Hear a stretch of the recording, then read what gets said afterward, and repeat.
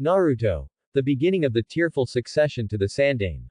Chapter 41. The border between the land of lightning and the land of fire. Thousands of elite ninja from the hidden cloud village formed a black torrent, rolling towards Konoha's northern fortress with an unstoppable momentum. Each of them was burly, their muscles bulging, faint electric light coiling around their bodies, and their faces etched with bloodthirsty excitement. The hidden cloud village, a village that revered strength and took pride in battle, had been dormant for too long. And today, under the leadership of their Raikage, they would declare their return to the entire ninja world. At the forefront of the torrent was a figure like a demon god. The third Raikage, I. He was bare-chested, his bronze skin covered in battle scars, every muscle brimming with explosive power. Lightning release. Lightning shield. Blinding blue electric light erupted from his body, forming armor made of pure lightning that enveloped his entire being. ZZZZT, ZZZZT. The wild lightning made the air shriek under the strain. His personal guard, standing beside him, were forced to retreat repeatedly by this powerful chakra. Ha ha ha. This is the feeling. I laughed heartily, savoring the surging power within him. Raikage-sama, according to intelligence, Konoha's three main armies have been tied down by Omegakure, Sunagakure, and Iwagakure. Their domestic forces are depleted, making this the perfect opportunity for us to break through their northern defense line in one fell swoop. His secretary, also a powerful Jonin, reported excitedly. Indeed. I snorted dismissively. He glanced southwards, at the fertile land, his eyes filled with greed and disdain. Hiruzen Sarutobi, that weakling who hid behind his teacher, actually became Hokage. HMPH, fine. Senju Tobirama died at the hands of our Kumogakure back then. Today, let his disciple also leave his life here. My command. All troops, accelerate. I want to raze this dilapidated fortress of Konoha to the ground before nightfall. Yes. The morale of the Kumogakure army reached its peak amidst the Raikage's roar. Thunder rumbled, and killing intent soared. In their eyes, this war held no suspense. They would be like a red-hot blade, effortlessly slicing through Konoha's decaying cheese. Woo! Woo! Woo! Urgent alarm bells instantly echoed throughout the northern fortress. The Konoha ninja, who had been chatting idly, instantly shed their laziness and confusion, their expressions tightening with a murderous aura. The barrier team ninja swiftly formed hand signs, and visible chakra barriers rose from all directions of the fortress, enveloping the entire stronghold like an iron barrel. The medical team ninja quickly set up temporary aid stations in the rear, preparing a large quantity of medical supplies. The combat unit ninja, armed with kunai and ninja blades, densely lined the hundreds of meters of city walls, their sharp eyes fixed on the distant horizon. Within mere minutes, the entire fortress transformed from a seemingly relaxed holiday camp into a war machine poised for battle. This was Konoha's foundation. Even in the most peaceful times, they never forgot the brutality of war. Danzo Shimura stood at the highest point of the city wall, looking at the orderly scene below, his heart filled with emotion. Only now did he understand that Hiruzen's seemingly idle waiting before was not negligence, but an extreme confidence. Confidence that his subordinates could enter the most perfect combat state the moment they received orders. Confidence that he himself could handle everything that was to come. All units, listen to my command. Danzo's voice, amplified by chakra, spread throughout the fortress. The enemy is about to arrive. This is not a drill. I repeat, this is not a drill. Root members, disperse into the formation, monitor the battlefield, and be ready to provide support and execute special missions at any time. Anbu members, form assault squads and await my signal. Orders flowed systematically from his mouth. At this moment, he was no longer the competitor living in Hiruzen's shadow, but a true deputy to the Hokage, the deputy commander of the battlefield. And Hiruzen Sarutobi stood beside him, merely watching calmly, without uttering a single word. He had completely entrusted the pre-battle command to Danzo. This trust caused an indescribable warmth to well up in Danzo's heart. He knew that Hiruzen was using this method to tell him, Danzo, I trust you. Hiruzen, thank you. Danzo said in a low voice. We are comrades, aren't we? Hiruzen Sarutobi smiled. Just then, a dark cloud appeared on the distant horizon. That dark cloud was moving rapidly towards the fortress at a visible speed. Boom. A muffled thunder rumbled from the distant sky, as if 1,000 armies were galloping towards them. The ground began to tremble slightly. The ninja on the city wall knew that it was the ninja army of the Hidden Cloud Village. It was the main force of the Hidden Cloud Village, renowned throughout the ninja world for their formidable physiques and domineering lightning release. As the distance closed, the true nature of that dark cloud finally revealed itself. It was a massive army composed of over 1,000 burly Kumogakure ninja dressed in white combat uniforms. Each of them was like a beast unleashed, exuding a violent aura. And at the very front of the army, a towering figure was charging forward at a speed that surpassed human limits. His body was enveloped in a dazzling blue lightning, transforming him into a bolt of lightning that tore through the air. Where the lightning passed, deep furrows were plowed into the ground, and the air shrieked under the strain. The third Raikage, he had not followed behind the main force, but had chosen to go alone, acting as the arrowhead of the entire army, leading the charge. What confidence, what dominance. He intended to use his own body to smash open Konoha's national gate for the army behind him. As that, the third Raikage. On the city wall, a young Konoha Chunin looked at the blue lightning, like a god descending from heaven, his voice trembling slightly. Such terrifying chakra. Is this truly power that a human can possess? Even battle-hardened veterans, facing this overwhelming sense of oppression like a natural disaster, couldn't help but grip their weapons tightly, their palms slick with cold sweat. Everyone, hold steady. Danzo roared sternly, he is merely a brute. We are Konoha ninja. Behind us is the village, our families. His voice roused the wavering ninja. Yes, they were Konoha ninja. Behind them was Hokage-sama. Everyone's gaze, by unspoken agreement, turned towards the figure standing in the very center of the city wall. Yes, they are Konoha ninja. Behind them, is Hokage-sama. Everyone's gaze, without prior agreement, turned towards the figure standing in the very center of the city wall. Hiruzen Sarutobi. He still stood quietly, as if the apocalyptic scene before him was nothing more than ordinary countryside scenery to him. Finally, he moved. He took off the ordinary black combat suit he was wearing, revealing the red and white Hokage god robe underneath. He firmly placed the Will of Fire's hat on his head. Then, he took a step forward, leapt down from the city wall, and landed steadily on the open ground in front of the fortress gate. Alone, he faced the coming thunderous might. Hokage-sama. Hiruzen. Everyone on the city wall exclaimed. Hiruzen Sarutobi stood there at the gate, holding his Kongo Nioi bow adamantine staff, calmly watching the blue lightning approaching him. Finally, the lightning stopped. Less than 100 meters from Hiruzen Sarutobi. Ai's figure appeared. His body was enveloped in crackling blue electrical arcs, and his powerful aura distorted the surrounding air. He looked at the lone figure, clad in the Hokage god robe, standing before the fortress gate. A hint of surprise flashed in his eyes, which was immediately replaced by deep contempt. Hiruzen Sarutobi, what is the meaning of this? Do you know you are bound to lose, so you've come out to surrender? Ai's voice, like rolling thunder, was full of dominance. However, when he saw the wide-open fortress gate and the Konoha ninja on the city wall, poised for battle but showing no sign of panic, the unease in his heart grew once more. Something was wrong. Everything felt too wrong. This was not at all the reaction a unit about to be ambushed should have. This was more like a meticulously laid trap. Just as he was filled with doubt and suspicion, Hiruzen Sarutobi slowly raised his head, revealing his calm face beneath the hat. His deep eyes, piercing through the 100-meter distance, looked directly at the third Raikage. He slowly took off the hat on his head, revealing a face much younger than Ai's, yet as profound as the sea. He ignored Ai's taunt, simply looking at him calmly, as if watching a clown. He reached out, and the Kongo Nioi bow adamantine staff, formed from Enma, appeared in his hand. He firmly struck one end of the long staff on the ground.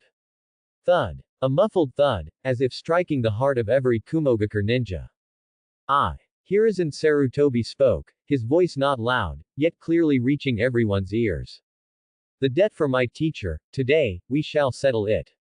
As his words fell, a vast, ocean-like chakra, no less powerful than the third Raikage's, erupted from Hiruzen Sarutobi's body. A shockwave, centered on him, swept in all directions. The sky changed, and the winds shifted. Thousands of Kumogakure troops, under this terrifying pressure, involuntarily took a step back in unison. The contempt and arrogance on Ai's face finally vanished. He stared intently at the man 100 meters away. This chakra, this guy, is not some weakling at all. All troops retreat. No one is to advance without my command. Third Raikage Ai roared, his voice filled with solemnity. The Kumogakure army behind him immediately obeyed, reforming their ranks in the distance, tensely watching the impending top-tier ninja world duel. Ai slowly raised his head, staring fixedly at Hiruzen Sarutobi, clad in the Hokage god robe. That immense chakra, that domineering aura that looked down on the world, completely dispelled the contempt in his heart. He knew he had made a fatal mistake. He had mistaken Hiruzen Sarutobi for a junior who had risen to power on the coattails of his teacher. But now, it seemed the opponent was clearly a fierce beast on par with him, or perhaps, even more dangerous. Very good, Hiruzen Sarutobi. I bared his teeth, revealing a ferocious grin, and battle intent erupted from his body like a volcano. It seems I underestimated you. This way, it's more interesting. Before his words finished, the ground beneath his feet exploded. He transformed into a blue flash of lightning, crossing the 100-meter distance in an instant with a speed imperceptible to the naked eye, appearing beneath the city wall. Then, he threw a straightforward punch, without any fancy moves, at the figure in the fiery red robe. Boom! A deafening roar. The ground, made of hard rock mixed with steel, instantly shattered like paper under this ferocious punch, creating a huge crater. Debris flew everywhere, and dust soared into the sky. Hiruzen Sarutobi's figure, at the moment I punched, leapt high and landed lightly on the open ground behind him. Is this the power of the strongest spear? It truly lives up to its reputation. Hiruzen Sarutobi looked at the ground collapsed by the punch and praised, his expression still calm. I did not pause, charging at Hiruzen Sarutobi again. Stop with the small talk. His speed was too fast. After activating his lightning release chakra mode, his body's activity was maximized, and his neural reaction speed even surpassed the dynamic visual capture of the Sharingan. In a blink of an eye, he had already rushed in front of Hiruzen Sarutobi. The fist, enveloped in raging lightning, came whistling through the air, heading straight for Hiruzen's face. Facing this punch, capable of splitting mountains and shattering rocks, Hiruzen Sarutobi chose not to confront it directly. Just as the punch's force was about to hit him, he rapidly formed hand signs, his speed equally dazzling. Fire release. Fire Dragon Flame Bullet. A giant fire dragon roared out of his mouth, not attacking the Raikage, but instead aiming at the ground beneath his feet. Boom! The flames exploded, instantly blasting a deep crater in the ground, and a large amount of debris and smoke were swept up by the shockwave, forming a temporary barrier that obscured Ai's vision. Ai's punch struck empty air. Clever trick. Ai snorted coldly, and relying on his beast-like intuition, he instantly determined Hiruzen Sarutobi's position, then turned and delivered a powerful, heavy whip kick. However, what greeted him was another earth wall that rose from the ground. Earth release. Earth-style wall. Bang! The earth wall shattered in response. But Hiruzen Sarutobi's figure had already appeared dozens of meters away. Water release. Water Dragon Bullet Technique. Wind release. Great breakthrough. Hiruzen Sarutobi's figure moved at high speed across the battlefield. His hands, as if tirelessly, continuously formed various complex seals. Fire dragons, water dragons, wind blades, earth walls, swamps, 5 different elemental ninjutsu were wielded by him with incredible fluidity and combination, released one after another. He did not pursue the ultimate power of a single ninjutsu, but rather played these 5-element release techniques with flair. Fire release created smoke and dust, obscuring vision. Earth release altered the terrain, limiting movement. Wind release was used for long-range cutting and harassment. For a time, the entire battlefield became Hiruzen Sarutobi's personal show. He was like the most experienced hunter, using one seemingly insignificant trap after another to constantly drain the prey's stamina and wear down its patience. Third Raikage IA, despite possessing destructive power, felt like a wild bull caught in a spider's web, unable to exert his strength. No matter where he charged, he was blocked by an endless stream of ninjutsu. His prideful speed was greatly diminished in the face of Hiruzen Sarutobi's unpredictable foresight and terrain manipulation. I let out an angry roar. He felt like he was being played. Hiruzen Sarutobi. Do you only know how to hide like a rat? If you have the guts, fight me head on. As you wish. A calm voice came from above his head. I suddenly looked up, only to see Hiruzen Sarutobi had appeared directly above him at some point. The long staff in his hand had reappeared at some unknown time, infinitely expanding in eyes pupils. Summoning Jutsu. Enma. Kongo Nioi Bo Adamantine Staff. Grow. Roar. A roar from ancient times echoed, and the long staff in Hiruzen Sarutobi's hand instantly burst forth with dazzling golden light, growing against the wind, transforming into a colossal stone pillar reaching to the heavens, descending with immense force towards I. Good. I was not alarmed but delighted. This was the moment he had been waiting for. He concentrated all his lightning release chakra into his right arm. He raised his arm, meeting the descending giant staff head-on. Boom. The collision of metal and flesh erupted into a terrifying roar. A visible circular shockwave spread out in all directions, centered on the two of them. The earth, under this terrifying force, cracked inch by inch, spreading like a spiderweb. Danzo Shimura on the city wall looked at the two godlike figures in the center of the battlefield, his heart filled with shock. Is this a battle between cages? The smoke and dust dissipated. Hiruzen Sarutobi, holding the Kongo Nioi Bo adamantine staff that had returned to its original state, landed gracefully. Opposite him, third Raikage IA still stood in place, his arm raised, his breathing slightly hurried. The ground beneath his feet had sunk half a meter. Ha ha ha. What a thrill. What a thrill. I laughed loudly, his eyes filled with excitement. Hiruzen Sarutobi, you truly didn't disappoint me. The feeling is mutual, Hiruzen Sarutobi calmly replied. He knew that the probing had ended. Next, it would be a true fight to the death. I's smile gradually faded. He slowly lowered his arm and extended a finger. His index finger. All the lightning release chakra began to gather at his fingertip at a frantic speed. The lightning wrapped around that finger had condensed to an alarming degree, emitting a piercing shriek. Hell stab. One finger nukite. I moved. This time, he was no longer hindered by any ninjutsu. He transformed into a pure, all-tearing blue lightning, breaking the sound barrier and the spatial barrier. Earth walls were pierced through. Fire dragons were torn apart. That lightning, representing the strongest spear, charged straight at Hiruzen Sarutobi with an unstoppable momentum. Time, at this moment, seemed to slow down infinitely. In the eyes of all observers in the distance, the blue lightning had completely engulfed Hiruzen Sarutobi's figure. Danzo Shimura subconsciously took a step forward, wanting to rush over, but was firmly pinned to the spot by that terrifying pressure. It's over. This thought arose in the hearts of all Konoha ninja. Facing Third Raikage's ultimate attack, which concentrated all his power and was known as the strongest spear. However, Hiruzen Sarutobi, at the center of the storm, was unusually calm. His brain was working at high speed. His eyes were fixed on the finger that was getting closer and closer to his chest, so close he could already feel the scorching, stinging sensation from it. Future Simulator has automatically locked onto the optimal response plan. In 3 seconds, activate Earth Release, Swamp of the Underworld. In 2 seconds, shift body to the left by 3.7 centimeters. In 1 second, inject Wind Release Chakra into the kunai, prepare to counterattack. All of this was completed in a flash. Third Raikage Eye's face already showed a victorious smile. As if he had already seen his finger piercing through the heart of his old rival. However, just as his fingertip was about to touch Hiruzen Sarutobi's Hokage God robe, an unexpected change occurred. The ground beneath his feet, that solid, battle-scarred, pitted earth, without any warning, turned into a viscous, bottomless black swamp. Earth Release, Swamp of the Underworld. It was Hiruzen Sarutobi. He had managed to release a ninjutsu so covertly even in such a critical moment. Ai's heart was startled, and his strong combat instincts immediately told him something was wrong. Sinking into the swamp would greatly reduce his speed and strength.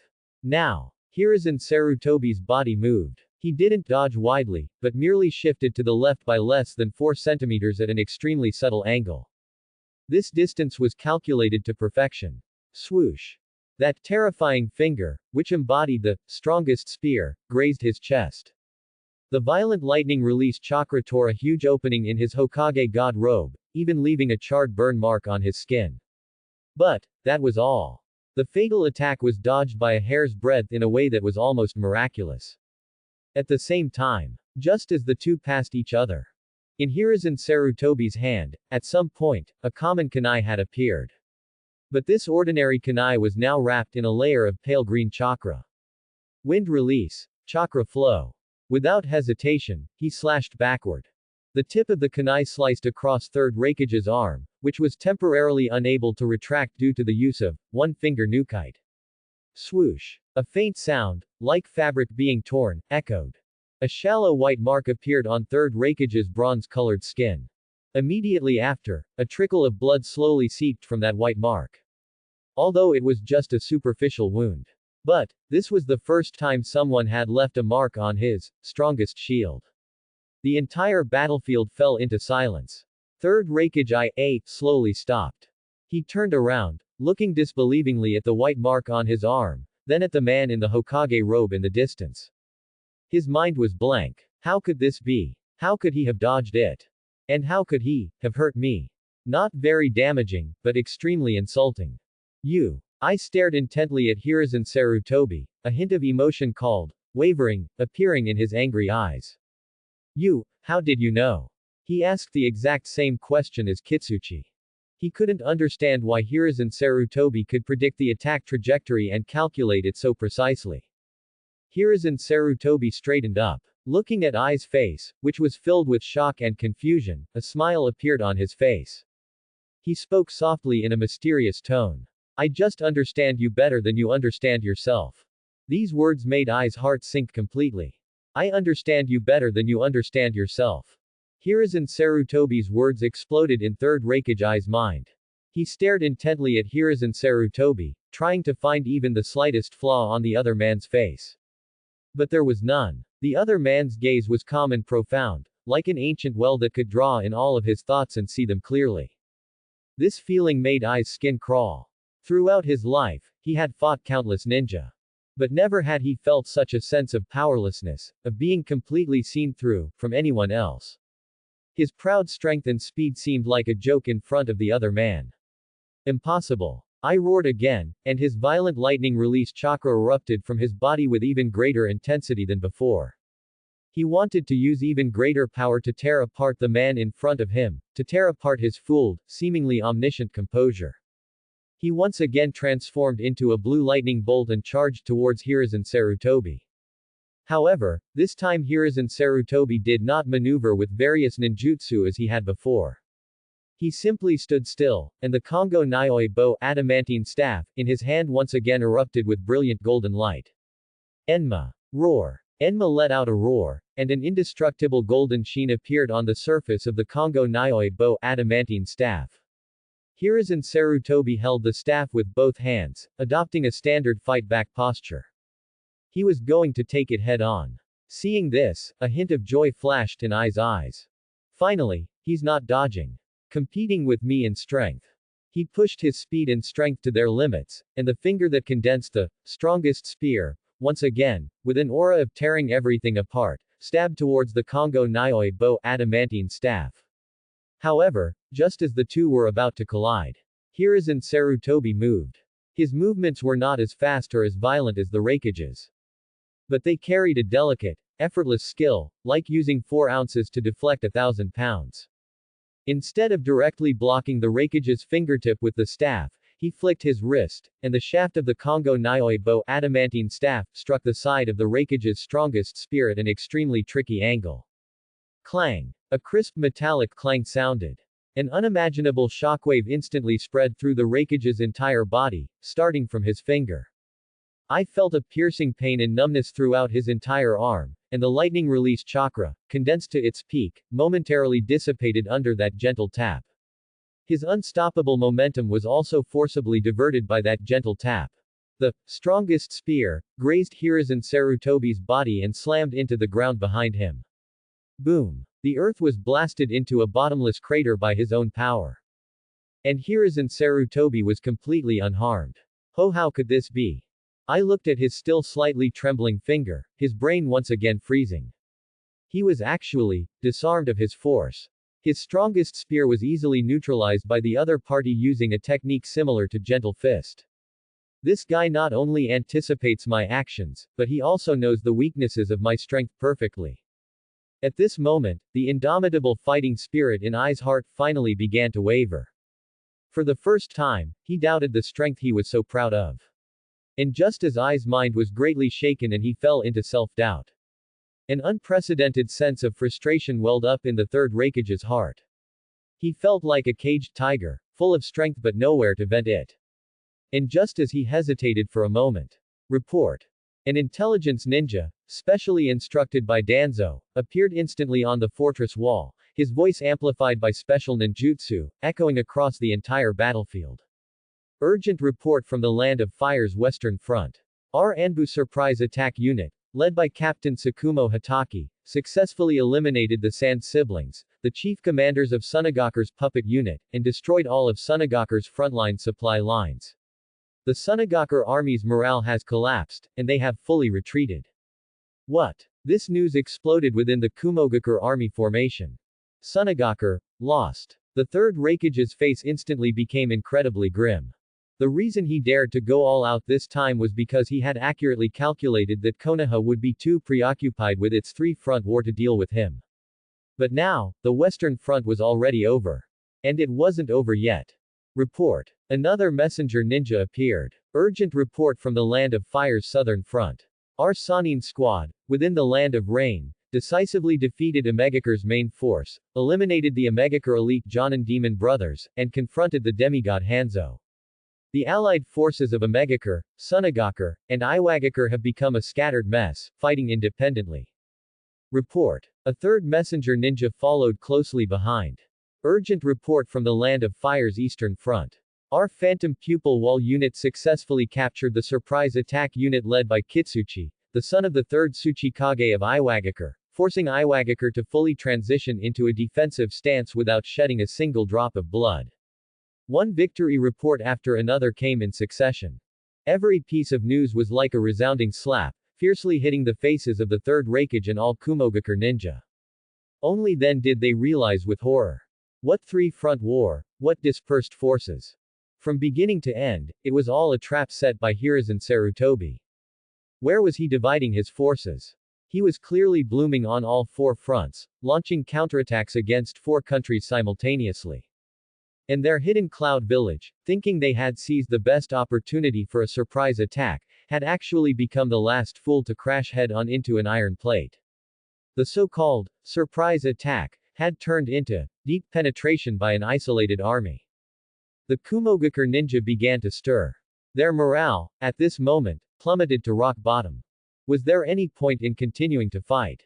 From the recent battle, Lord Raikage was clearly at a disadvantage. What could their isolated army do? Wait to be surrounded by the returning Konoha army. The third Raikage's face turned from green to white, then from white to red. He clenched his fists tightly.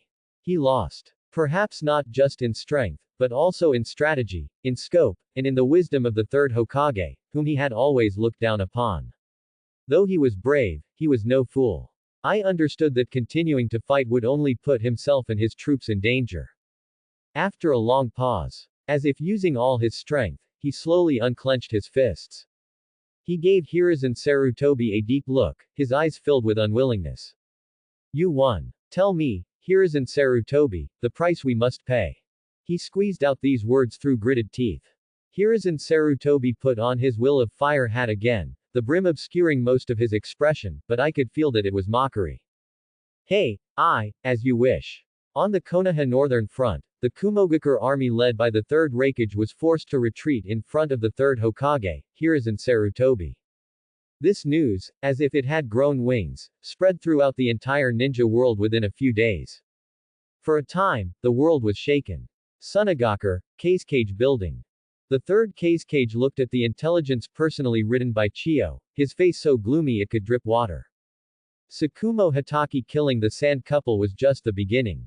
Hiruzen Sarutobi forcing back the third Raikage with his own strength. Was this his true objective? He muttered to himself, feeling a chill rise from his back. He finally understood. Konoha, from the very beginning, had never considered Sunagakur a true opponent. Hiruzen Sarutobi used the three battlefields of the Land of Rain, the Land of Wind, and the Land of Earth as a massive chessboard, playing everyone like puppets. Issue my command. The third Cage's voice was filled with exhaustion and powerlessness. The Land of Wind front, full retreat. Negotiate peace with Konoha. But, Cage-sama. The revenge for Rura and Azuki, and Hawkish Elder said unwillingly. Revenge. The third Cage sneered. Right now, we don't even have the right to talk about revenge with Konoha. Iwagakure, headquarters. Onoki floated in midair, looking at the identical intelligence in his hand, his small body so enraged he nearly exploded on the spot. Onoki listened to his son's report, and an astonishing amount of chakra erupted from his small body, causing the entire Tsuchikage's office to hum. Four-pronged attack. What a four-pronged attack. Hiruzen Sarutobi, I underestimated you. Now he finally understood why Uchiha Kagami had let Kitsuchi go so easily. That wasn't mercy, that was blatant contempt. In Hiruzen Sarutobi's eyes, he, Onoki, and Iwagakure, were not even considered targets. Like Sunagakur, they were merely pawns used to deceive the Raikage. Father-sama. Kitsuchi stood below, head bowed, not daring to look into his father's eyes. Issue my command. Onoki declared, from today onwards, no ninja is allowed to conduct military operations or invasions in the Land of Fire. Humiliation. An unprecedented humiliation. He, the dignified third Tsuchikage, had actually become a pawn on someone else's chessboard. Amegakure, top of the tower. Hanzo looked at the intelligence in his hand, speechless for a long time. His face, hidden beneath his breathing mask, showed an expression of shock. The Konoha Sannin, were they just bait after all? He looked down at the land below the tower, ravaged by war, his heart filled with mixed emotions. He had thought he was the chess player stirring up the winds and clouds. But now it seemed he himself was, perhaps, the most important and most pathetic pawn on that chessboard. He had, for Hiruzen Sarutobi, attracted some of the firepower from other ninja villages and tied down Konoha's most dazzling new star. And Hiruzen Sarutobi had used this opportunity to severely hit Kumogakure. What a Hiruzen Sarutobi! What a four-pronged attack! Hanzo let out a long sigh. This war, which he had instigated, had ended prematurely in a completely unforeseen manner. And Konoha, along with the third Hokage, would ascend to the pinnacle of prestige after this war. The wind on the northern border of the Land of Fire carried a desolation after the smoke of war had cleared. Hiruzen Sarutobi did not immediately return to Konoha. He dumped a series of tedious post-war tasks, such as handling compensation with Kumogakure and managing fortress defenses, all onto Danzo Shimura. He euphemistically said, Danzo, you are my deputy, I trust you can handle these matters well. As Danzo's face went from startled to incredibly serious, and finally even showed a hint of, a scholar would die for his confidant's sake, excitement as he solemnly accepted this mess, Hiruzen Sarutobi silently lit a candle for him in his heart. He, on the other hand, took a few Anbu guards and leisurely made his way back. Heading south, he didn't take a direct route but made a detour, passing through several small towns that had been affected by the war. Some of the houses in the towns were still being repaired, but the faces of the townspeople no longer showed the panic and unease of wartime. Children chased and played in the streets, vendors' cries rose and fell, and in the fields, farmers toiled diligently for the coming year's harvest. When they saw the Hokage pass by, people would spontaneously stop what they were doing and bow from afar. In their eyes, there was no fear, only genuine respect and gratitude. Hiruzen Sarutobi watched all of this quietly. On his face was the gentle and benevolent smile befitting a Hokage. The taut string in his heart truly relaxed only after he saw this land regain its vitality.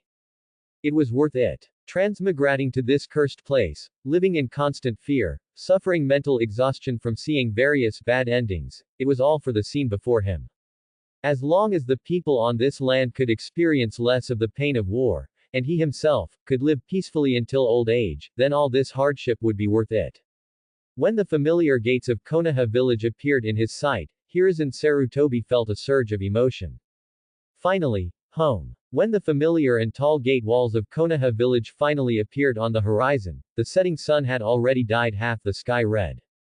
The ninja guarding the gate was first startled when he saw the figure dressed in casual clothes, yet still unable to conceal his unique aura. Then he suddenly stood at attention, his face filled with fervent reverence. Hokage-sama. You're back. Hokage-sama is back. The news spread like wildfire, instantly reaching the entire village. Villagers on both sides of the street spontaneously poured out. They looked at the man walking slowly, their initial awe replaced by a heartfelt familiarity and affection, as if they were looking at a family member. Hokage-sama, you've worked hard. Welcome home, Hokage-sama. Hiruzen Sarutobi smiled, waving in acknowledgement.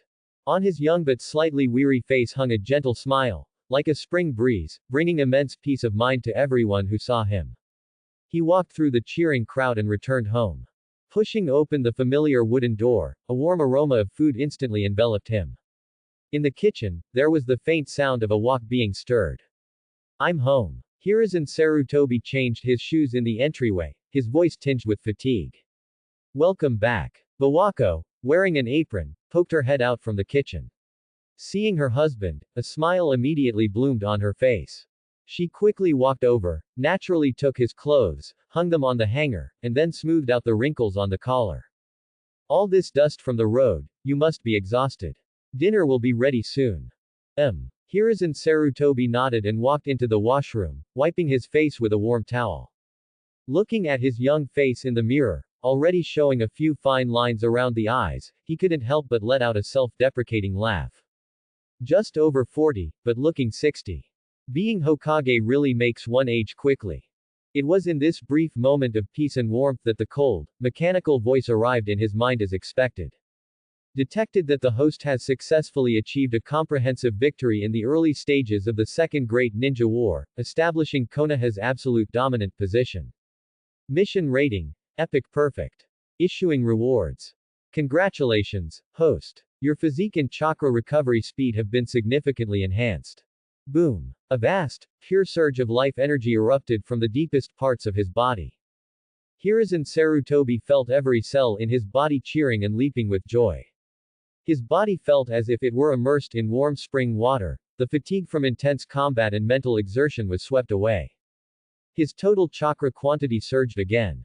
More importantly, he could feel his body's self-healing ability reaching a whole new level. The skin abrasions he sustained during his fight with the Third Raikage were now healing at a visible rate, leaving no trace of a scar. The next morning, Hiruzen Sarutobi appeared in the Hokage's office feeling refreshed. Yesterday's enhancement was comprehensive. He felt that even if he worked for 3 days and 3 nights straight, he wouldn't feel the slightest bit of fatigue. Hokage-sama, you look very well, an Anbu ninja appeared behind him and said respectfully. Yes, I slept well. Hiruzen Sarutobi nodded, sitting down in the chair that symbolized Konoha's highest authority. Tell me, has anything major happened in the village during my absence? Reporting to Hokage-sama, all is well. It's just. The Anbu ninja paused. Danzo-sama, he. What about him? After Danzo-sama finished handling the aftermath at the fortress, he rushed back overnight and has been in his office ever since, seeing no one. He only asked his subordinate to inform you that he has prepared a detailed plan for post-war reconstruction and wishes to report it to you immediately upon your return. Hiruzen Sarutobi was somewhat surprised upon hearing this. He had expected Danzo to be upset about being left to deal with the mess, but he hadn't expected the man to be so dedicated. Let him come see me. Hiruzen Sarutobi waved his hand.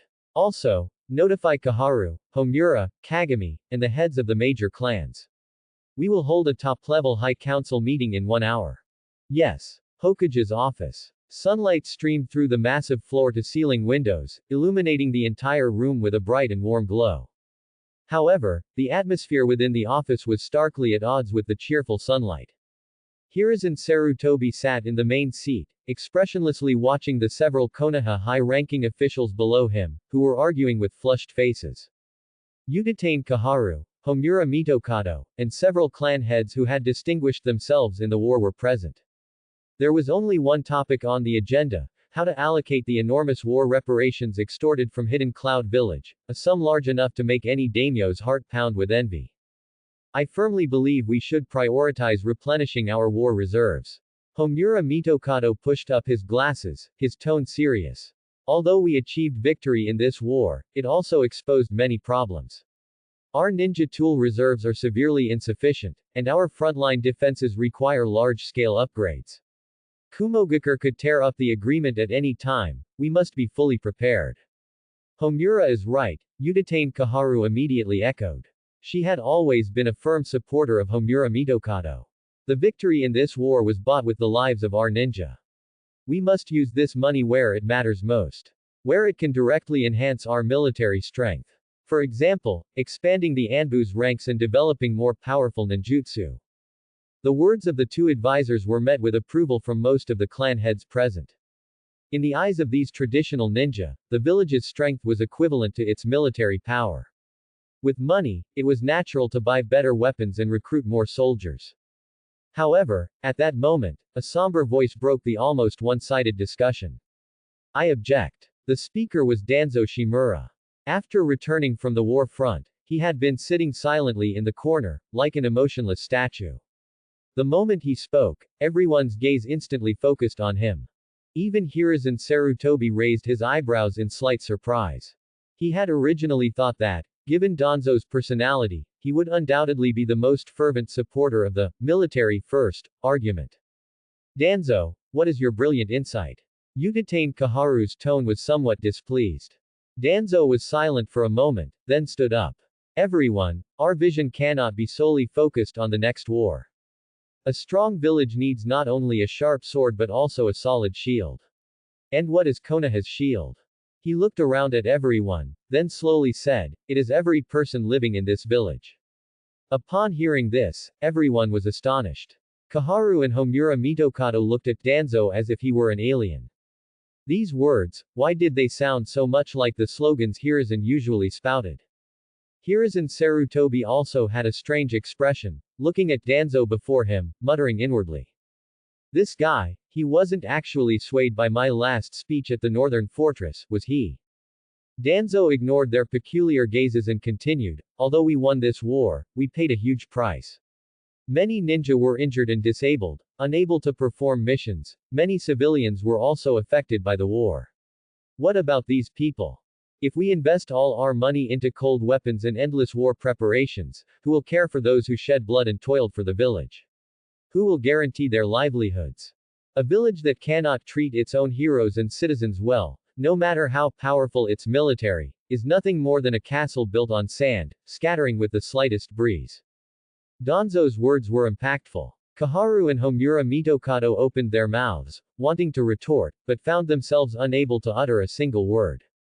Therefore, I propose. In Danzo's eyes, a flame called construction burned, that a large portion of these reparations be used to establish a Konoha construction team. This team will not be responsible for combat, only for construction. Its mission will be to repair all homes and public facilities damaged in the war, to reclaim new land, to build wider roads, and to establish a more complete drainage system. At the same time, it will massively recruit ninja who retired or were injured in the war, providing them with stable jobs and dignified incomes. We must let everyone see that contributing to Konoha is rewarded. As long as you have sweated for the village will never abandon you. This is the true will of fire. The conference room was dead silent. Everyone was stunned by Danzo's astonishing plan. Engaging in civilian projects. Hiruzen Sarutobi looked at the passionate Danzo before him, who seemed to be glowing, his heart already in turmoil. Holy crap, he had an epiphany. Subconsciously, he activated the simulator in his mind. Simulate, adopt Danzo's Konoha construction team proposal. Starting future simulation. The scene before his eyes was no longer blood red, but a dazzling gold. Scene 1. The Konoha construction team is officially established, with Danzo personally taking charge as the general supervisor. Countless retired ninja and unemployed civilians eagerly sign up, and the entire Konoha is swept up in an unprecedented construction boom. Scene 2. Under Danzo's iron-fisted management, the construction project progresses at an astonishing speed. In just 1 year, Konoha Village's appearance is completely transformed. Roads become wide and clean, new residential areas spring up, and the commercial street doubles in size. Scene 3. The profits from the construction team are used to significantly increase ninja pensions and villager welfare. Konoha's popular support reaches a historical peak. All villagers wholeheartedly endorse the third Hokage's leadership. Scene 4. Several years later, when the shadow of the Third Great Ninja War once again looms, Konoha's war potential, due to these years of recuperation and infrastructure development, reaches a terrifying level. Logistics and supplies flow continuously, and reserves are extremely abundant. Outcome: Konoha wins the war again with overwhelming superiority.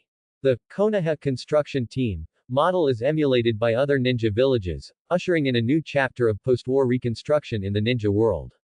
Danzo Shimura also gains the esteemed reputation of the cornerstone of Konoha, his prestige second only to yours.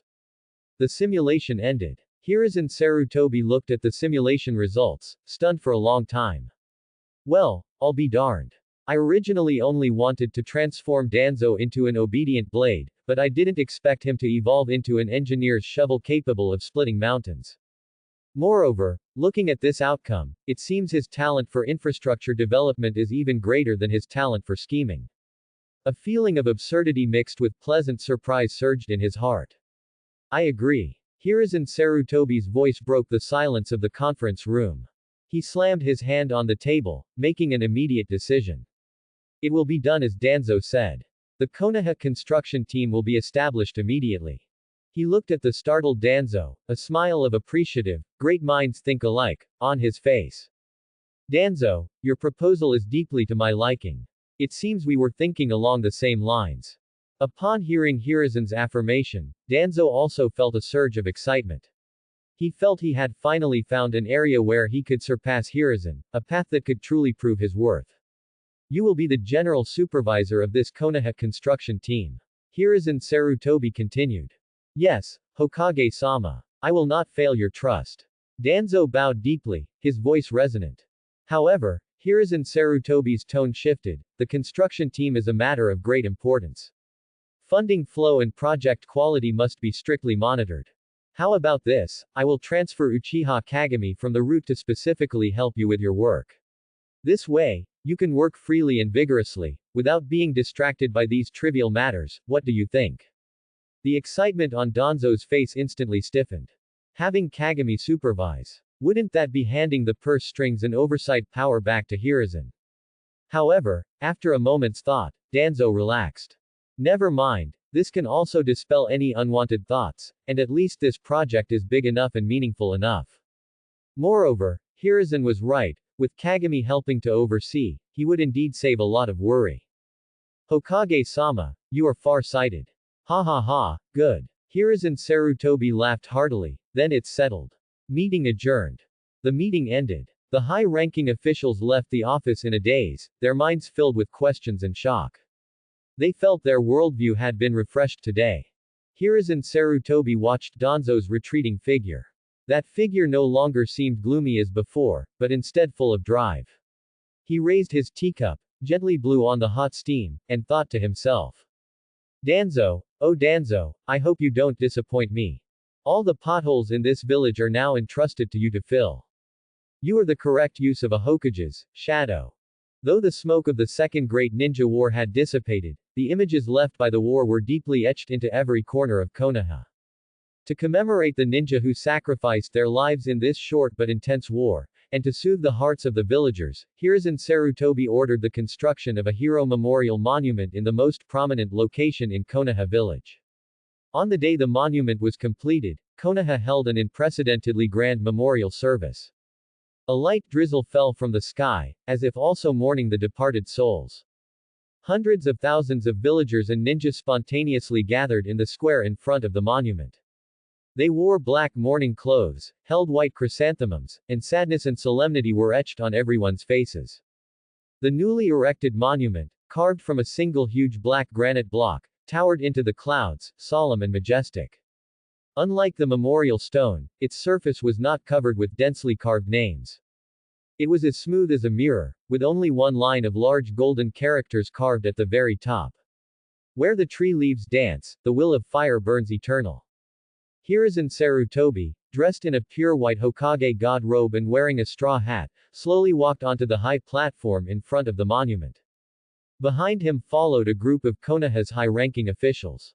Danzo Shimura, Udatane Kaharu, Homura Mitokado, Uchiha Kagami, Akamichi Torafu, all of their expressions were incredibly solemn. Hiruzen Sarutobi walked to the center of the platform, took off his straw hat, revealing a young face etched with the marks of time. He did not speak immediately, but calmly scanned the dense crowd below. He scanned the women with red, swollen eyes from losing loved ones, the children with innocent faces who had already lost their fathers, and the ninja who had lost comrades in the war, their expressions forlorn. The entire square was so quiet that a pin could be heard dropping. Only the raindrops gently tapped on people's umbrellas, making a rustling sound. After a long while, Hiruzen Sarutobi slowly began to speak. His voice, though not amplified by chakra, reached everyone's ears with exceptional clarity. Today, we stand here not to celebrate victory. We stand here to remember. His voice was soft, deep, and carried a power that could penetrate the heart. We remember the heroes who sleep eternally to protect this land beneath our feet. Unlike his usual speeches, he did not shout empty slogans or promote grand theories. He simply took out a thick roster from his embrace.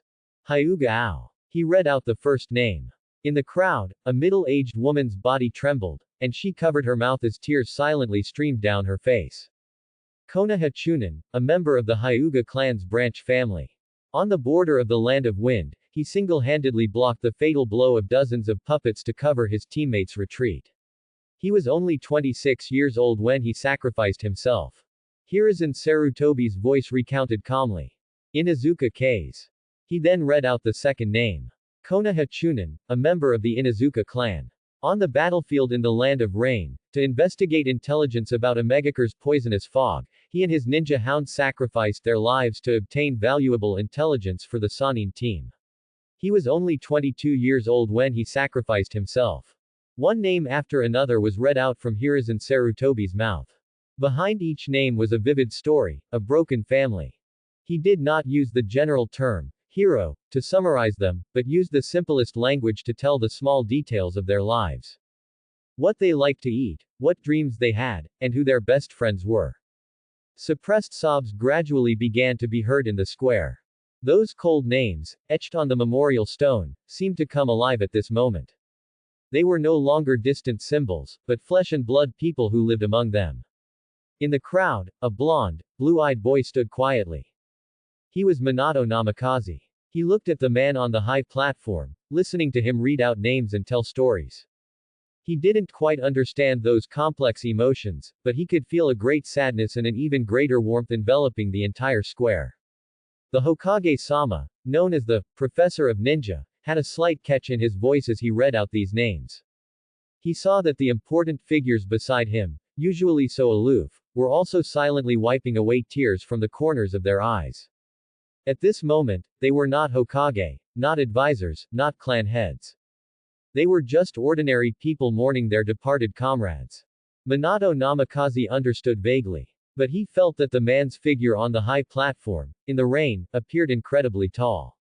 After reading the last name, Hiruzen Sarutobi closed the roster. He took a deep breath and looked at the crowd below again. They, with their lives, interpreted the true meaning of the will of fire for us. The will of fire is not a slogan that tells you to sacrifice blindly. It is protection. It is inheritance. And even more, it is responsibility. Hiruzen Sarutobi's voice suddenly rose. I, as the third Hokage, hereby guarantee to everyone. From today onwards, all ninja orphans who sacrificed in the war will be raised by Konoha village. All their living expenses and education fees will be borne by us alone. I will take half of the war reparations from Hidden Cloud Village and establish the Will of Fire Pension Fund. This fund will be personally supervised by me, and its sole purpose is to ensure the livelihood of our heroes' families. At the same time, all war orphans will have the right to prioritize entry into the Ninja Academy. They will receive the best education and guidance from the most excellent teachers. Because they are the children of heroes. They are Konoha's most precious asset. Boom. These words, like a clap of thunder, exploded in the minds of all the villagers. Lifelong pensions. Priority enrollment. A fund personally supervised by Hokage-sama. Is this real? Everyone was stunned by this sudden, tangible, welfare. They looked at the man on the high platform, their eyes gradually changing from sadness to shock, and finally, turning into unparalleled fervor and support. Someone, no one knew who, was the first to shout. Immediately after, cheers like a mountain and a tsunami echoed throughout the square, even drowning out the sound of the rain from the sky. At this moment, the will of fire was no longer an ethereal theory, but the most practical warmth that could feed and clothe them, and allow their children to read. On the high platform, Udatane Kaharu and Homura Mitokado looked at the excited villagers below, exchanged glances, and both saw deep shock in each other's eyes. Only now did they understand why Hiruzen insisted on going against all opinions and spending so much money on these things. Winning over people's hearts. No, this was no longer just winning over people's hearts. This was forging the soul of Konoha. Minato Namikaze looked at the figure on the high platform, revered by everyone, and his small hands had unconsciously clenched into fists. His azure eyes sparkled with a light brighter than the sun. He also wanted to become such a person. To become an amazing ninja, like Lord Third Hokage, who could protect everyone's smiles. After the speech, Hiruzen Sarutobi seemed to feel that fervent gaze in the crowd.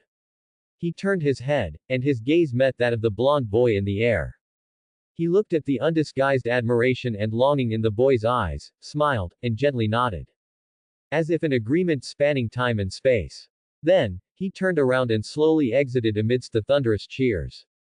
The old residence of the Senju clan has now been converted into a branch of the Konoha village archives, specifically for storing ancient texts and scrolls.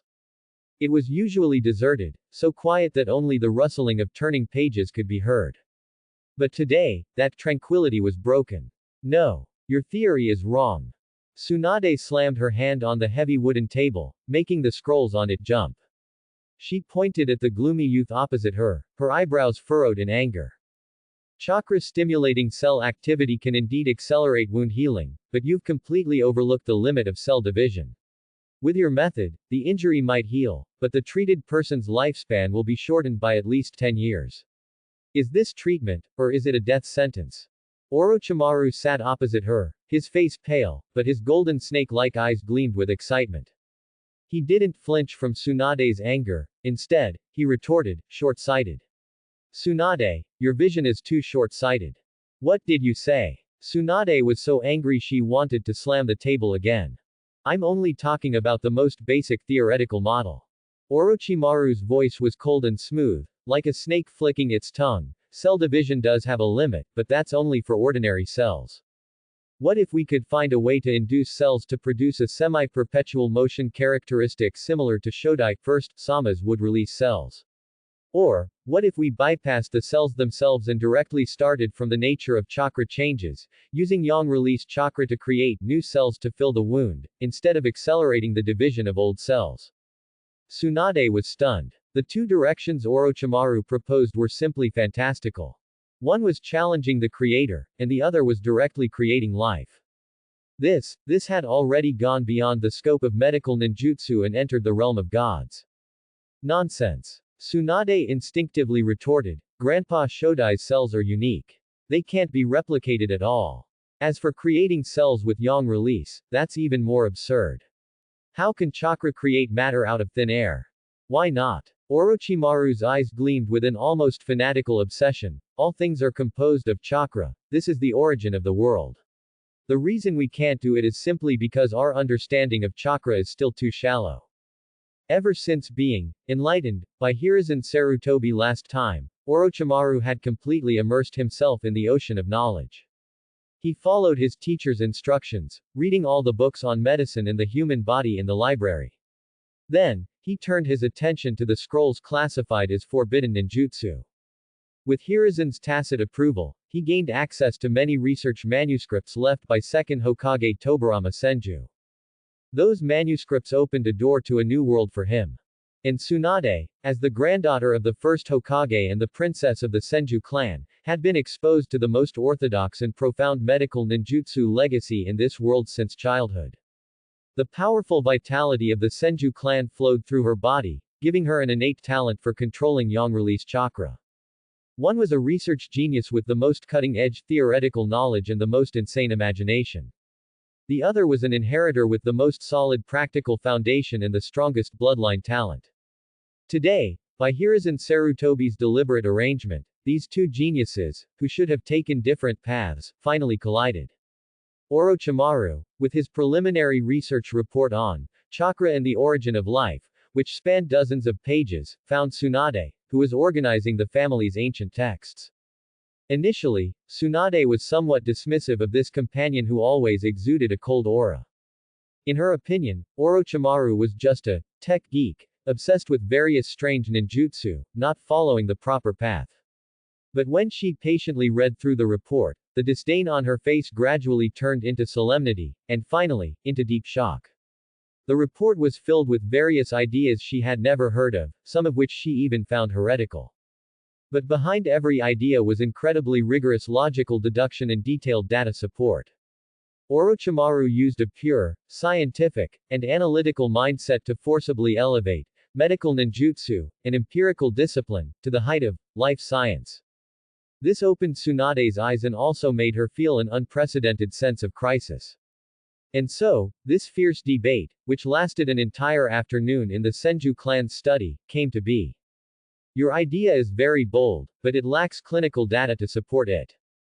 Tsunade gradually calmed down, and from a medical perspective, she began to scrutinize Orochimaru's theory. For example, what you mentioned about stimulating heart resuscitation with lightning release chakra is theoretically feasible. But what about the intensity of the electric current, the duration of the stimulation, and how to precisely target the heart without damaging other organs? These are all problems. These can all be solved through experiments. Orochimaru immediately said, we can start with animals, like pigs. Pig organ structures are the closest to humans. We can establish a control group, gradually adjust the output power and duration of the lightning release, and record the experimental data each time. Experiments. You make it sound so easy. Tsunade interrupted him. Do you know how much it costs to establish a standard biological laboratory? Those precise instruments, sterile environments, and a large number of test subjects. We simply can't afford it. The money problem, Sensei will solve it. Orochimaru's tone was unusually confident. As for test subjects, didn't the war just end? Tsunade's heart tightened. She heard the dangerous implication in Orochimaru's words. Orochimaru, I warn you, do not use humans for experiments. Of course I know that. Orochimaru licked his lips, a sly glint in his golden snake-like eyes. I'm talking about the enemy corpses captured on the battlefield. They're going to be cremated anyway, so why not make good use of them and make a final contribution to medical science? Tsunade. She found that she couldn't refute him. Looking at Orochimaru's pale face, slightly flushed with excitement, Tsunade felt for the first time that although this guy's ideas were dangerous, he wasn't so annoying after all. At least, in their exploration of medicine, they shared a common pursuit. Alright, even if everything you say is true. Tsunade rubbed her throbbing temples. All talk and no action is useless, we can't just keep talking theoretically here. We need to find a place to turn these theories into reality. The corners of Orochimaru's mouth also curved slightly, revealing an extremely rare, genuine smile. Sensei said that the newly built Konoha Hospital will have a dedicated research department allocated for our use. And, the budget, is sufficient. Tsunade's eyes instantly lit up. She seemed to already see a brand new, great medical era about to unfold in their hands. Dash dash dash dash dash dash dash dash dash dash dash dash dash dash dash dash dash dash dash dash. Due to the arrival of war reparations, the Hokage's office held another small high-level meeting. As Utatane Kaharu and Homura Mitokado walked out of the office in a daze, Danzo Shimura's impassioned declaration of construction still echoed in their minds. Homura, did I just hallucinate? Utatane Kaharu held her forehead, feeling her worldview strongly impacted. Danzo, is he really going to focus on construction? I think, we might both be hallucinating. Homura Mitokado pushed up his glasses, his eyes behind the lenses filled with confusion. Those things he just said, about the village's shield, the hero's resting place, why do they sound so familiar to me? Familiar. Of course they were familiar. Weren't these the slogans Hiruzen usually used in various public settings to appease the people? They had always thought these were just nice words Hiruzen said as Hokage to cultivate a benevolent image. But today, when these words came out of the mouth of Danzo Shimura, the most unfeeling person in all of Konoha, the meaning was completely different. Especially when Danzo, with an almost fanatical gaze, described a future where everyone had work and everyone had dignity. Kaharu and Homura even had an illusion that standing there was not Danzo Shimura, but the first Hokage as a young man. What did Hiruzen do to Danzo? Kaharu couldn't help but voice the question on everyone's mind. Homura Mitokado was silent for a long time before saying in an extremely complex tone, perhaps, we have never truly understood Hiruzen. Nor have we understood Danzo. After the meeting, Danzo did not leave first, as was his usual habit. Instead, he stayed until the end and actively requested a copy of the most detailed map of Konoha village, including all streets, buildings, and underground pipelines, from the administrative ninja of the Hokage's office. The administrative ninja watched as the advisor elder, known for his cold demeanor, actually showed him a remarkably kind smile. He quickly retrieved a huge map scroll, almost as tall as a person, from the archives and respectfully handed it to Danzo. Danzo received the map as if it were a treasure. He did not go home but went directly back to his advisor's office in the Hokage Tower. Then, he locked himself inside. He stayed there for an entire night. Early the next morning, Hiruzen Sarutobi arrived at his office feeling refreshed. Last night's hot springs had restored his mind and body to peak condition. He felt like he could process a week's worth of accumulated documents in one go. Hokage-sama, good morning. An Anbu guard appeared in a flash, kneeling on one knee. Morning. Hiruzen Sarutobi nodded, hanging his Hokage hat on the rack. Is there something wrong? Reporting, sir, Advisor Danzo. The Anbu's tone was hesitant. Danzo. What's he done now? Hiruzen Sarutobi's heart sank. Is that guy cooking up some new scheme? I just praised him, he shouldn't be acting foolish again. Advisor Danzo stayed in his office all night, didn't sleep a wink, and was constantly drawing and writing on the floor.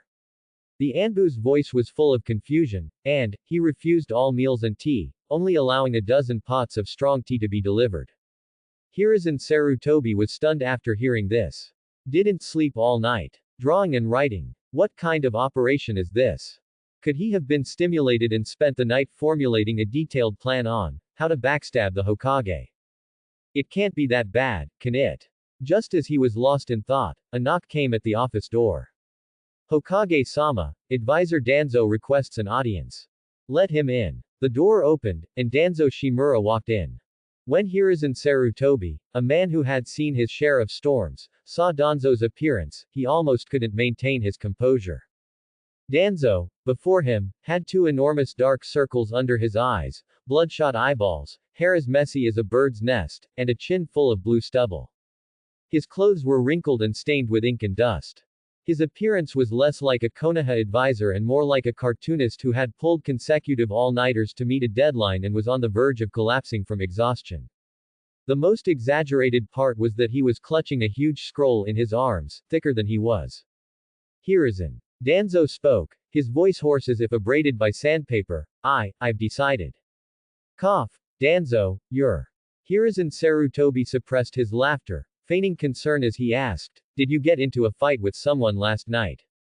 No. Danzo shook his head. He walked to the center of the office, took a deep breath, and then abruptly unrolled the huge scroll he was holding onto the floor.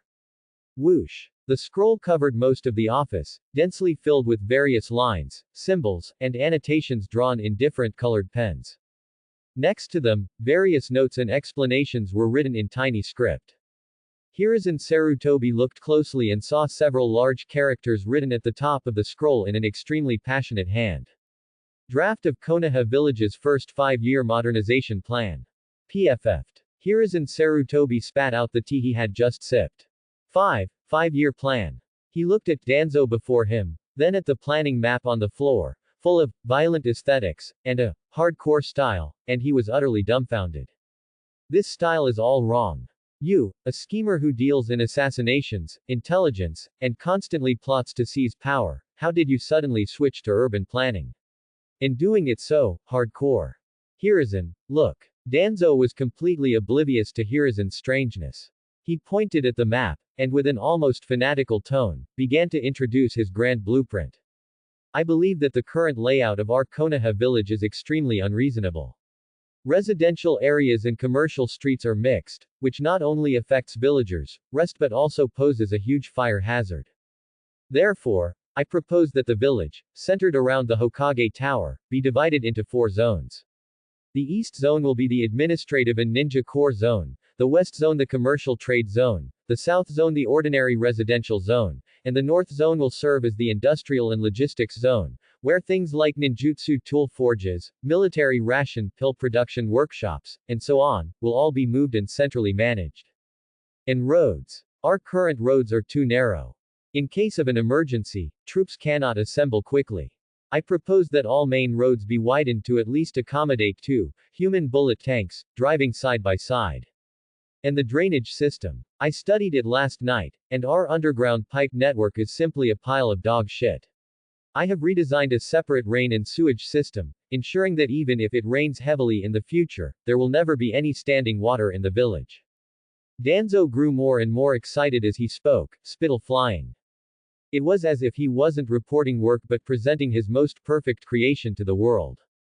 Hiruzen Sarutobi listened silently, his inner shock indescribable. He looked at Danzo's face, which was haggard from staying up all night but radiant with passion, and a preposterous thought arose in his mind. Holy crap, this guy, could he be a civil engineering genius whose talent was wasted on ninjutsu? Hiruzen Sarutobi forcefully suppressed the sense of absurdity and began to carefully examine the planning map on the floor. It must be said that while Danzo's plan seemed crude and even somewhat naive in many details, the planning approach, which originated from a military perspective and pursued extreme efficiency and absolute security, made Hiruzen Sarutobi's eyes light up.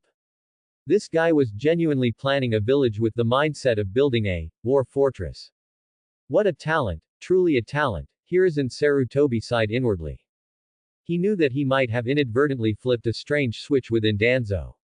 A root that was supposed to rot in the darkness now seemed poised to grow into an unexpectedly towering tree in the sunlight. Danzo. Hiruzen Sarutobi slowly stood up, walked in front of Danzo, and patted him on the shoulder.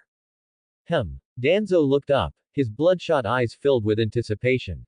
He wanted Hiruzen's approval. Hiruzen Sarutobi looked at him, a smile of immense gratification, mixed with a hint of profound inscrutability, on his face. This idea of yours is excellent. However, it's not scientific enough. Inside the Hokage's office, a huge topographical map of Konoha village was spread out on the central floor. Hiruzen Sarutobi, Danzo Shimura, and Uchiha Kagami sat on the floor around the map. Danzo, your plan is very bold, and I completely agree with the general direction, Hiruzen Sarutobi affirmed first. He knew that when dealing with someone as proud as Danzo, he couldn't completely reject his ideas from the start. Danzo's expression softened slightly, and he straightened his back a bit. However, details determine success or failure. Hiruzen Sarutobi picked up a red pen and drew a few circles on the map. Let's do a sand table simulation. He pointed to an area Danzo had planned and asked, look, you've planned the new commercial street and residential area together. This is a good idea, it can make shopping convenient for the villagers. But have you considered that many shops on the commercial street, such as pubs and barbecue restaurants, will operate late into the night? Will this noise affect the rest of the ninja in the adjacent residential area who need to sleep early, wake up early, and go on missions the next day? Danzo was stunned. He had only thought about convenience and had not considered the issue of noise disturbing residents. And here. Hiruzen Sarutobi's pen then pointed to another spot. Your planned drainage system is mainly to cope with water accumulation during the rainy season. This approach is correct. But have you considered where the daily domestic sewage from villagers, such as dishwater and bathwater, will go? If it's also discharged into this ditch, will the entire village reek of foul odors in the summer? Will mosquitoes and flies breed, possibly even leading to a plague? Fine beads of sweat began to appear on Danzo's forehead. He had only thought about drainage and had not considered the concept of sewage disposal at all. The most important point. Hiruzen Sarutobi's expression became serious. His pen heavily drew several red lines between the densely packed houses that Danzo had planned on the map. Over 90% of the buildings in Konoha village are made of wood. Building houses so densely can certainly accommodate more people. But what if, and I mean what if, one of these houses catches fire? Fire spreads with the wind, and wind intensifies the fire's power. In such a dense cluster of buildings, once a fire starts, it will spread at an unimaginable speed. Even if our water release ninja react in time, the losses will inevitably be enormous. Each of Hiruzen Sarutobi's questions struck Danzo hard. Danzo's face had already turned from white to green. Uchiha Kagami was also deeply shocked. He looked at Hiruzen Sarutobi, his eyes filled with admiration. Hokage-sama's perspective in considering problems always stood at a height they could never reach. While they were still thinking about how to build more and sturdier houses, Hokage-sama was already considering noise, sanitation, and fire safety. This wisdom, this foresight. Uchiha Kagami increasingly felt that following such a leader was the most correct choice the Uchiha clan, and he himself, had made. Looking at the two capable subordinates who were dumbfounded by his questions, Hiruzen Sarutobi cleared his throat and began his little lesson. So, the first thing a qualified village must do is functional zoning. He picked up the pen and drew several large areas on the map. Look, we can divide the village into several different parts. For example, here, close to the village center and with convenient transportation, we can designate it as a commercial area, specifically for opening shops and doing business. Here, with a quiet environment, far from the main roads, it will serve as a residential area. The Hokage Tower, Ninja Academy, and hospitals, as core institutions of the village, can be concentrated together to form an administrative and educational district. As for those that generate noise and pollution, such as ninja tool forges and military ration pill processing plants, we can move them all to the downwind side of the village and establish an industrial zone. Different areas have different functions, without interfering with each other. Only then can the orderly operation of the entire village be ensured. Functional zoning. Danzo and Kagami listened to this unheard of term, their eyes widening as if the door to a new world had opened. Then, there's the sewer system. Hiruzen Sarutobi drew a few more lines. We need to establish two independent pipe networks. One is an open drainage ditch, specifically for rainwater. The other is an underground sewage pipeline that collects all residents' domestic sewage and directs it to a designated location downstream of the village for centralized treatment. This way, we can ensure the cleanliness and hygiene of the village's internal environment. Finally, and most importantly, fire lanes. Hiruzen Sarutobi's tone became incredibly solemn. When planning residential areas, sufficiently wide roads must be left every certain distance. These roads can ordinarily serve as alleys for villagers to stroll, but at critical moments, they are life-saving passages that can isolate fires and save countless lives. Residential areas, commercial areas, industrial areas, sewers, fire lanes. One after another, groundbreaking concepts flowed from Hiruzen Sarutobi's mouth, completely overturning Danzo and Uchiha Kagami's understanding. They watched as Hiruzen Sarutobi outlined an orderly, scientifically sound blueprint for the future Konoha on the map, their expressions slowly transforming from initial confusion to shock, and finally, to fervent admiration. So, the village can be built this way. Danzo murmured to himself, feeling that his dozens of pages of previous plans were nothing but waste paper.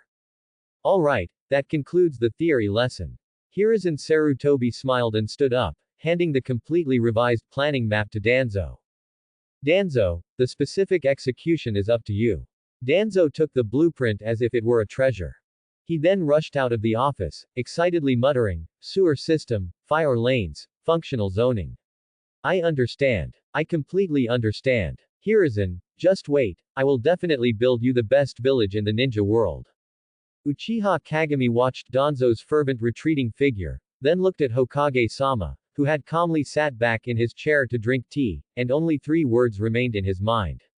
A divine being. Hiruzen Sarutobi picked up the now cold tea from the table, took a sip, and thought to himself, the first step in infrastructure development is to get the mindset right. With the village's hardware construction sorted, it's time to look at the software. His gaze turned towards the Ninja Academy. Konoha's young sprouts also need some watering and loosening of the soil. On the training ground of the Konoha Ninja Academy, the sun was shining brightly. The new batch of incoming children, dressed in brand new clothes, were beaming with excitement and curiosity. They chattered like a flock of sparrows, full of fantasies about this place that would determine their life's path. Silence. The Ninja Academy teacher, an experienced Jonin, shouted loudly. The training ground instantly quieted down. Hiruzen Sarutobi, wearing the solemn Hokage god robe and a straw hat, his gaze gently swept over the tender faces below. These children were the future of Konoha. They were everything he fought for on the battlefield, everything he painstakingly protected in his office. He cleared his throat, and his voice, amplified by a special ninjutsu, clearly reached the ears of every child. Children, welcome to the big family of Konoha. From today on, you will learn here how to become a qualified ninja. The children below instantly lit up. They expected Hokage-sama, as in the legends, to teach them some powerful ninjutsu that could destroy the world, or tell them some exciting heroic stories. However, Hiruzen Sarutobi's next words stunned everyone. Before you learn how to throw your first shuriken, I want to ask you a question. His gaze swept across the field, his voice becoming serious and solemn. The war has just ended. We won. So, can anyone tell me, why did we fight? Why fight? The children looked at each other. This question seemed simple, yet complex. A sturdy-looking child, presumably from the Akamichi clan, was the first to raise his hand and shout, to eat our fill. My dad said that only by driving away the bad guys can we eat barbecue every day. Ha ha ha, a burst of good-natured laughter came from below the stage. Hiruzen Sarutobi also smiled. He nodded. Well said. To be able to eat delicious barbecue, that's a great reason. To protect the village. Another child, who looked like he was from the Uchiha clan, said with a hint of pride. To become a hero like Hokage-sama. To protect mom and dad. The children shouted out their answers, all at once. Some said, to protect the village, some said, to become a hero, and some said, to keep our families from being bullied. Hiruzen Sarutobi listened patiently, affirming every answer. All very well said. He raised his hand, signaling for everyone to quiet down. Protecting the village, becoming a hero, protecting family, these are all reasons why we fight. They are also part of the will of fire. Hiruzen Sarutobi changed the subject, slowly recounting the Sengoku period, those bloody years when everyone lived in fear and uncertainty.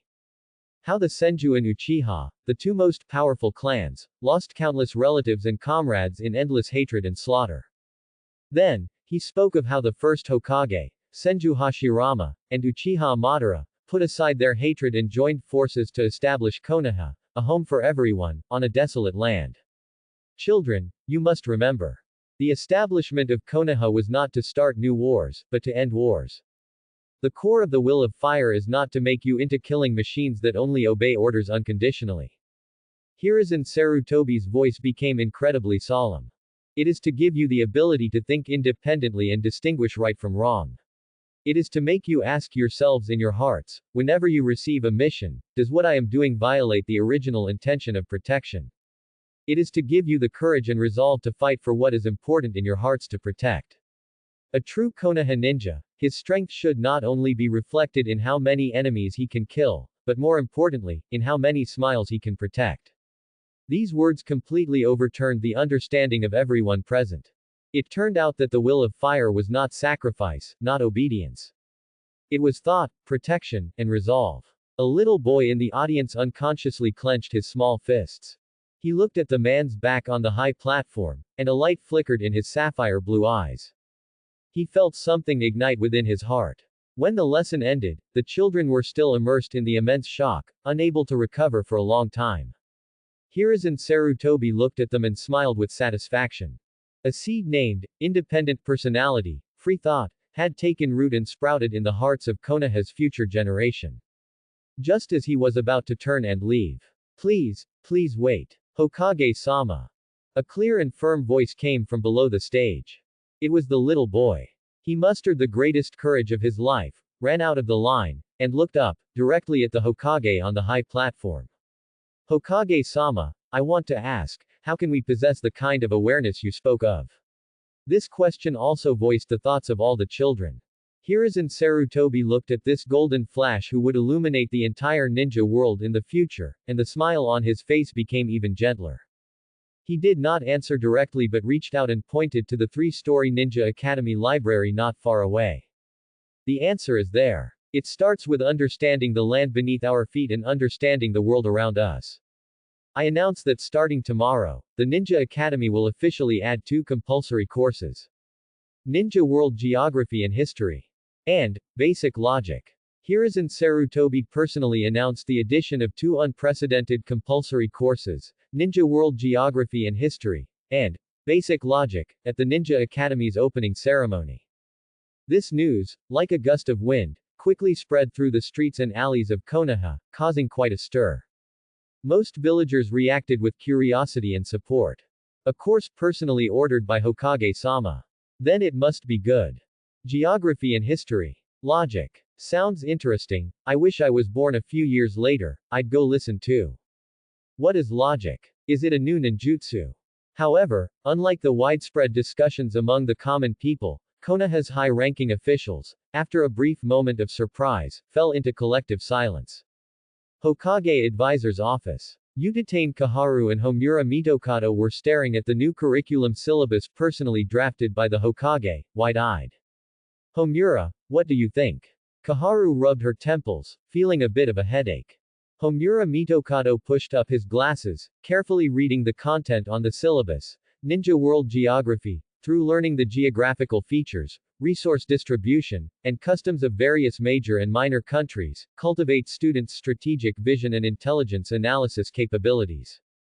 Ninja World History, with the establishment of Konoha as a temporal node, objectively narrate major historical events such as the Sengoku period and the First Ninja World War, cultivating students' sense of historical mission and appreciation for peace. Basic Logic, through learning fundamental logical methods such as induction, deduction, and falsification, cultivate students' independent thinking ability and judgment. The more he read, the tighter his brow furrowed. Hiruzen, he wants to fundamentally open up the minds of our Konoha ninja. Homura Mitokado's voice carried a subtle hint of shock. He doesn't want to simply train weapons that only know how to follow orders, he wants to train ninja with independent thought and a broader perspective. But, will it work? Utatane Kaharu was still somewhat confused. I don't know either. Homura Mitokado shook his head, but I always feel that the future Hiruzen sees might be different from what we see. Every step he takes seems incomprehensible, but in the end, it always proves him right. Let's go, Kaharu. Homura Mitokado closed the syllabus. Tomorrow's first class will be taught by Hiruzen himself. We'll go audit it. Within the Hyuga clan's territory, several elders of the branch family were gathered around the current branch family head of the Hyuga clan, looking worried. Clan head Sama, letting our children waste precious training time on those things, won't it be a bit rash? Hyuga Aoi, this is actually quite good. Think about your foolish son. There's some truth to that. The Hyuga branch family head sat upright in the main seat, his face as still as water, not speaking. Let's wait and see. After a long time, he slowly spoke. Hokage-sama's actions have always been unfathomable. Perhaps, there's a deeper meaning to what he's doing. Similar conversations were also taking place in various clans such as the Uchiha, Aburame, and Inuzuka. Most of the older generation of ninja adopted a wait-and-see attitude towards these new courses. The next day, the Ninja Academy's newly renovated tiered classroom, built by Danzo, was packed to capacity. The first class, Ninja World Geography and History, was personally taught by Hiruzen Sarutobi. This news caused the entire Ninja Academy to buzz with excitement. Not only the new students, but also many older students, and even some ninja on vacation, secretly snuck outside the classroom, wanting to catch a glimpse of Hokage-sama teaching. Even the 2 advisors, Homura Mitokado and Utatane Kaharu, came to the academy to audit the class, unable to rest easy. The classroom was packed to capacity. Hiruzen Sarutobi didn't use any lesson plans, he simply stood in front of a giant map of the ninja world. Students, let's look at this map. He picked up a long pointer and tapped the center of the map, that green area. This is the land beneath our feet, the land of fire. You see, it's located in the center of the entire continent, with the mildest climate, the most fertile land, and the richest resources. Therefore, Konoha is the wealthiest of the 5 great ninja villages. Then, his pointer moved to the vast yellow area in the southwest corner. This is the land of wind. Large deserts, scarce resources, and harsh environments. Therefore, for their survival, they must expand outwards, they must seize our resources. This is one of the root causes of why we and Sunagakure continuously clash. His pointer then pointed to the Rocky Mountains in the northwest corner. The land of Earth is mountainous and inconvenient for travel, but rich in minerals. Its people are as stubborn and resilient as the rocks beneath their feet. Hiruzen Sarutobi didn't talk about dry dates and events. He used the most intuitive method to closely link geography, resources, climate, with the character and national policy of each country, as well as the causes of war. He spoke of how Senju Hashirama and Uchiha Madara maneuvered across this vast land, ultimately choosing the auspicious land of fire to establish Konoha. He spoke of how the second Hokage Tobirama Senju utilized the village's advantages to gradually develop and grow.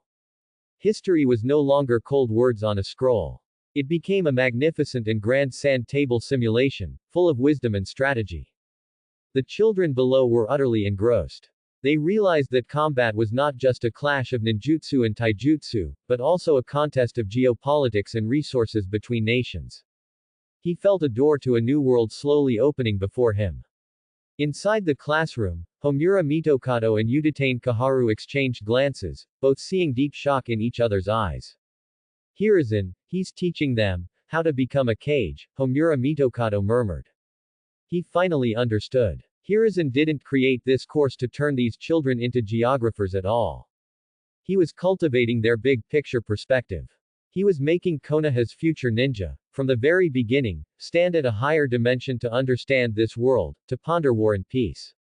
This game was too grand. The second class, Basic Logic, was equally brilliant. The teacher was Nara Shikaku, the current head of the Nara clan. Of course, he was also invited by Hiruzen Sarutobi. Students, let's look at a case. Nara Shikaku yawned lazily and drew a simple scene on the blackboard. We found a set of footprints in the forest, heading east. Can we conclude that the enemy went east? Yes. Most children answered without hesitation. Wrong. Nara Shikaku shook his head, that's just one possibility. The enemy might have really gone east. But it's also possible that he deliberately left false tracks, actually heading west. Or, he might not have left at all, hiding in a nearby tree, waiting for us to chase him, and then ambushing us from behind. A single footprint can tell us a lot of information. But similarly, it can also be a meticulously set trap by the enemy. What an excellent ninja should do is not to immediately draw a conclusion, but to find all possibilities, and then, based on more information, eliminate them one by one, finally finding the one truth. This is logic. Nara Shikaku used lively and interesting ninja case studies to explain to the children how to think logically, how to discern the authenticity of information, and how not to be misled by appearances. This novel teaching method greatly stimulated the students' enthusiasm for learning. For the first time, they discovered that thinking itself was also a powerful weapon. The classes ended. But the entire Ninja Academy was plunged into an enthusiastic learning atmosphere because of these 2 new courses. The children no longer just competed in taijutsu and ninjutsu on the training grounds as before. They began to gather in groups of 3 or 5 in the library, surrounding the giant map of the ninja world, debating where the next great war was most likely to break out. They began to set logical traps for each other in training, competing to see whose trap was more cunning. A seed named wisdom was wildly taking root and sprouting in the hearts of Konoha's next generation. Hiruzen Sarutobi stood on the top floor of the Hokage Tower, watching all this, a relieved smile on his face. He knew that what he was doing was something greater than winning any war. He was fundamentally changing Konoha's future. And these saplings, personally watered by him, would undoubtedly grow into towering trees capable of shielding Konoha from wind and rain in the near future. Konoha Village's construction was in full swing, and the Ninja Academy's reforms were also on track. Hiruzen Sarutobi felt like a spinning top, dealing with all sorts of matters every day, from the construction blueprints sent by Danzo to the approval of new textbooks for the Ninja Academy. No detail was too small. That afternoon, after finishing his official duties, he did not go home or to the training ground. Instead, he walked alone towards a quiet corner of the village. The old residence of the Senju clan. Although a part of it had been converted into a branch of the Konoha village archives, specifically for storing ancient texts and scrolls, the innermost courtyard remained as it was, quiet and peaceful. Here lived a living history. The wife of first Hokage Senju Hashirama, the first nine-tailed Jinchuriki, the princess of the Uzumaki clan, Uzumaki Mito. Hiruzen Sarutobi walked slowly along the path paved with bluestones, the bamboo groves on both sides rustling, and the air filled with a faint scent of tea and the freshness of plants. The courtyard gate was not closed, he gently pushed it open and walked in. In the courtyard, a person dressed in a plain kimono. She was kneeling on the tatami mat in the tea room, elegantly arranging the tea utensils before her. She seemed to have anticipated Hiruzen Sarutobi's arrival, as there was no surprise on her face. Hiruzen, long time no see. Uzumaki Mito slowly raised her head. Her weathered eyes, though bearing the marks of time, were still clear and gentle, as if they could see into people's hearts. Hiruzen Sarutobi was not surprised. With Uzumaki Mito's peerless perception in the ninja world, he probably had been detected the moment he stepped into this area. Mito-sama, I apologize for the intrusion. Hiruzen Sarutobi sat opposite her and bowed respectfully. In front of this elder, he showed no trace of disrespect. Hehe, I'm just happy you came to see me. Uzumaki Mito smiled and pushed a freshly brewed cup of hot tea towards Hiruzen. Try it, it's a specialty fragrant tea from the Uzumaki country. Hiruzen Sarutobi picked up the teacup, and an elegant aroma wafted towards him. Taking a sip, he felt a warm current flow down his throat, instantly dispelling the fatigue and irritation that had accumulated in his heart for days. Good tea, he praised sincerely. The two did not immediately discuss anything about the village. Mito just quietly brewed tea, and Hiruzen quietly drank it. In the tea room, there was only the gurgling sound of boiling water being poured into the teapot and the occasional chirping of birds from outside the window. This quiet atmosphere gradually allowed Hiruzen Sarutobi's constantly taut nerves to relax. After a long while, Uzumaki Mito slowly spoke. Hiruzen, you seem to have something on your mind. Hiruzen Sarutobi's body stiffened imperceptibly. He looked up, meeting Mito's eyes, which seemed to see through everything. In those eyes, he saw a hint of kindness and concern. Hiruzen Sarutobi opened his mouth, wanting to say something to hide his feelings, but the words caught in his throat. He gave a wry smile and put down his teacup. Nothing can be hidden from you, Mito-sama. I just feel a bit tired. He sighed, speaking in a slightly weary tone. My teacher left too suddenly, placing the entire village, the heavy burden of the will of fire, all at once upon my shoulders. I'm afraid that I won't do well, that I'll fail to live up to the expectations of my teacher and Shodai first, Sama. Every day I think about how to make the village stronger, how to protect this hard-won peace. I dare not slack off in the slightest, because I know that every step I take concerns the future of Konoha and the lives of countless people. Uzumaki Mito listened quietly, not interrupting him. It wasn't until Hiruzen finished speaking that she picked up the teapot, refilled his cup, and slowly said, Hashirama, he also used to be as lost as you are now. Hiruzen Sarutobi was stunned. The first Hokage, hailed as the god of ninja, who shone like the sun on everyone, could also be lost. When Konoha was just established, everything was in ruins. Although he was incredibly powerful, still. A hint of nostalgia appeared in Uzumaki Mito's eyes. Back then, Hashirama often asked me, Mito, am I too idealistic? Can this village truly become a home where everyone is happy, as I imagine? I told him then, Hashirama, you are never fighting alone. Mito's gaze became gentle and firm. Look behind you. Tobarama is helping you deal with the darker aspects you're least skilled at, the Uchiha security forces maintaining order in the village, and the Nara clan's wise men are offering you advice. Even I am here. Whether it's internal affairs or warfare, when he was tired, I could brew him a cup of hot tea. Hiruzen, do you understand? Uzumaki Mito looked at him, saying each word clearly, the Hokage is never a lonely hero. He is powerful not because he is omnipotent, but because the entire village stands behind him. You have done very well. You have united the Uchiha, You have helped Danzo find his place, you have given hope to the new generation of children. You don't need to carry all the burdens on your shoulders alone. When you're tired, rest. When you're lost, talk to someone.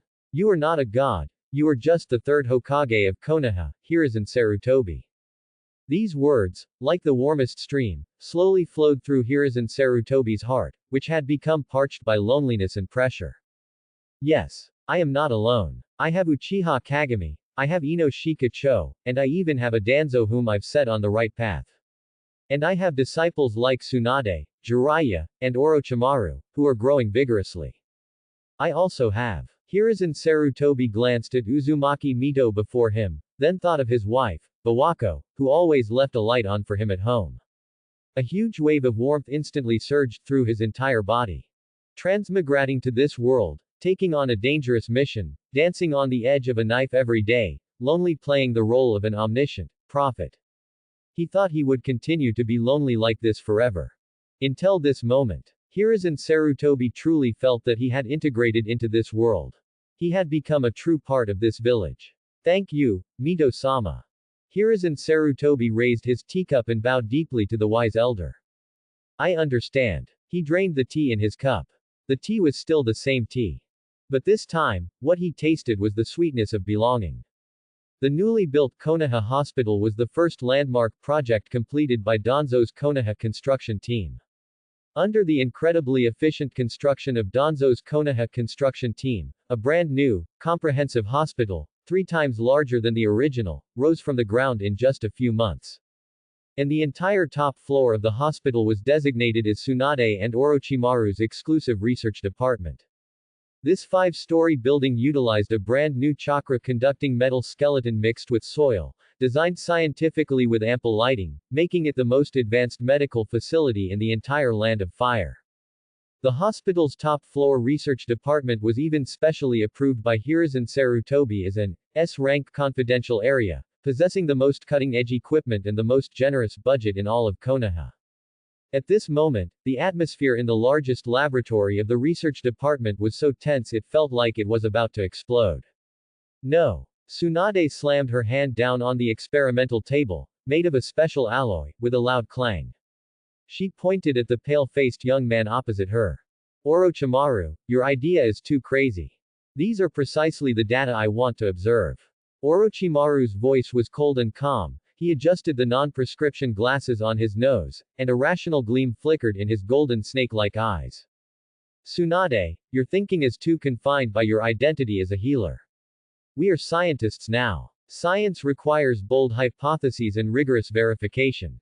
Ever since Hiruzen Sarutobi enlightened them with the concept of blood types last time, Tsunade and Orochimaru's research entered a fast lane. Through extensive animal experiments and dissections of captured enemy corpses, they successfully verified the correctness of blood classification. They named this phenomenon bloodline limit of blood, and based on different agglutination reactions, they initially divided it into 4 basic types. They named them types A, B, C, and D. This discovery was a groundbreaking breakthrough in the field of medical ninjutsu. It meant that as long as a matching blood type was found, the success rate of blood transfusions would jump from less than 30% to over 90%. However, new problems arose with it. How to quickly and accurately identify a person's blood type. Their current method was to extract a small amount of blood and mix it separately with known standard serums of types A, B, C, and D, observing whether agglutination occurred. This process was cumbersome, time-consuming, and required the consumption of precious standard serum. On a battlefield where every second counted, it was simply not practical. Thus, Orochimaru proposed an even bolder and crazier idea. He believed that the compatibility of blood was essentially determined by some unknown chakra imprint within the blood.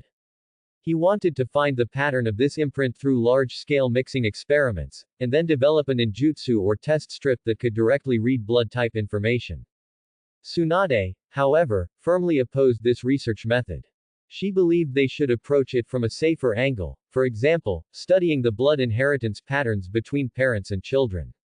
The two had been arguing for 3 full days over this, neither able to convince the other. Inheritance patterns. Too slow. Orochimaru retorted unceremoniously. By the time we figure out all the genetic combinations, the third war might already be over. My method is the most efficient. HMPH, womanly compassion. What did you say? Just as the two were about to escalate from an academic debate to a full-blown fight. Ahem. A gentle cough came from the laboratory doorway. Hiruzen Sarutobi walked in slowly, with his hands behind his back. Teacher. Teacher. Tsunade and Orochimaru immediately stopped arguing and stood respectfully. It seems your research is progressing quite enthusiastically. Hiruzen Sarutobi glanced at the alloy experimental table, which had been cracked by Tsunade's slap, then at the two people on the verge of fighting, and chuckled teasingly. I've heard about the difficulties you've encountered. Hiruzen Sarutobi didn't beat around the bush and went straight to the point. He walked to the experimental table, picked up a test tube, looked at the bright red blood inside, and feigned contemplation. Tsunade and Orochimaru both watched him nervously, hoping that their teacher, who always offered astonishing insights, would once again guide them out of their confusion.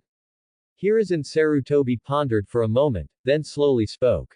Since you already know that there is compatibility between different blood types. Some can mix, others will reject. Then have you ever considered whether this rejection reaction has other forms of expression besides agglutination? For example, is there something in one type of blood that is attacking something in another type of blood? Attack. Tsunade and Orochimaru were both stunned. Their previous thinking had focused on the macroscopic phenomenon of agglutination. They had never considered that a war might be happening at the microscopic level. Teacher's meaning is. Orochimaru's snake-like eyes instantly lit up. He seemed to have grasped something crucial. Hiruzen Sarutobi waved his hand and continued in an inquisitive tone, it's just like when we ninja fight. Some are good at taijutsu, others at ninjutsu. Could a similar situation exist between blood and blood? For example, I'll call the four blood types you discovered A, B, AB, and O.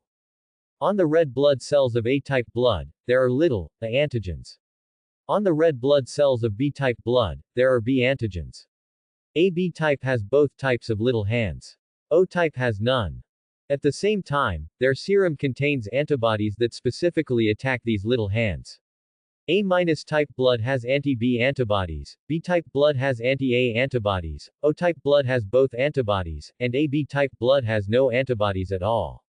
So, when you transfuse A-type blood to a person with B-type blood, the anti-A antibodies in the B-type blood will immediately rush over, grab the A antigens on the A-type red blood cells, and stick them all together, which causes agglutination.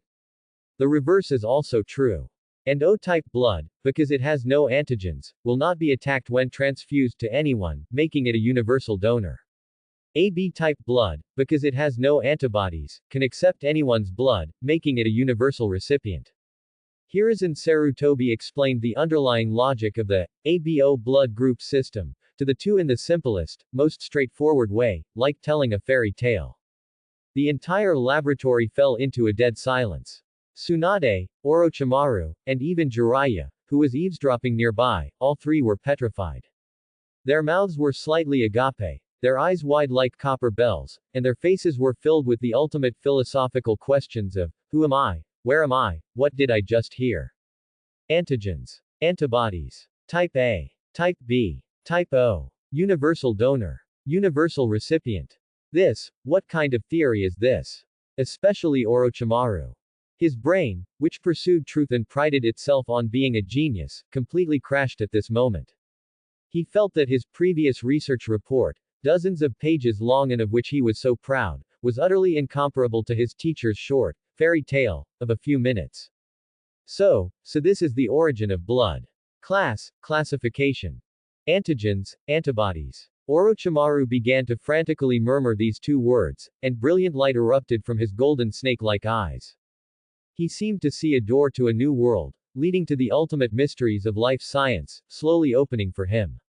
I understand. I completely understand. Orochimaru grabbed Tsunade, who was still in a daze, and, ignoring her disgusted look, dragged her to the other end of the laboratory.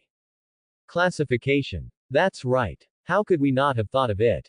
We can create standard reagents containing only anti-A and anti-B antibodies.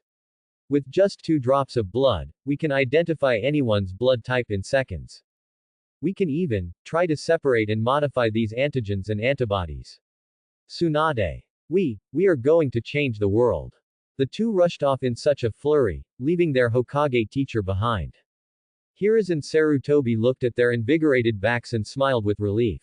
He knew that before long, the medical standards of Konoha, and even the entire ninja world, would undergo earth-shattering changes because of this small hint today. Alas, the thinking of geniuses sometimes just gets stuck in a rut. He shook his head, muttering to himself. The blood type problem is solved. Next, it's time to consider improving the villagers' diet. Hiruzen Sarutobi was in a good mood after solving the medical department's problem. After coaxing his silly son to sleep, he walked along the streets of Konoha village, looking at the brand new buildings rising on both sides and the smiling villagers, feeling a sense of accomplishment. Danzo's Konoha construction team was incredibly efficient, and with the help of Uchiha Kagami, the village's infrastructure was being updated at a visible pace. Tsunade and Orochimaru's medical research also made groundbreaking progress. The discovery of the blood type system elevated Konoha's wartime emergency medical capabilities to an entirely new dimension. Education, infrastructure, medical care, everything was developing for the better. But a new problem surfaced in his mind. Food. He discovered that the diet of the Konoha villagers was too monotonous. Their staple foods were basically rice and noodles, and their dishes were nothing more than pickles and seasonal vegetables. As for meat, it was a luxury only eaten during holidays. Even Ichiraku Ramen, the most popular restaurant in the village, had chashu slices as thin as paper. This won't do. Hiruzen Sarutobi stroked his chin, his brow slightly furrowed. Eating like this long-term, how can their nutrition keep up? Especially the children at the Ninja Academy who are still growing, and the ninja who undergo high-intensity training every day. A healthy body is the capital for revolution. To make Konoha stronger, we must first ensure everyone eats better and healthier. We must make meat freedom a basic right for Konoha villagers.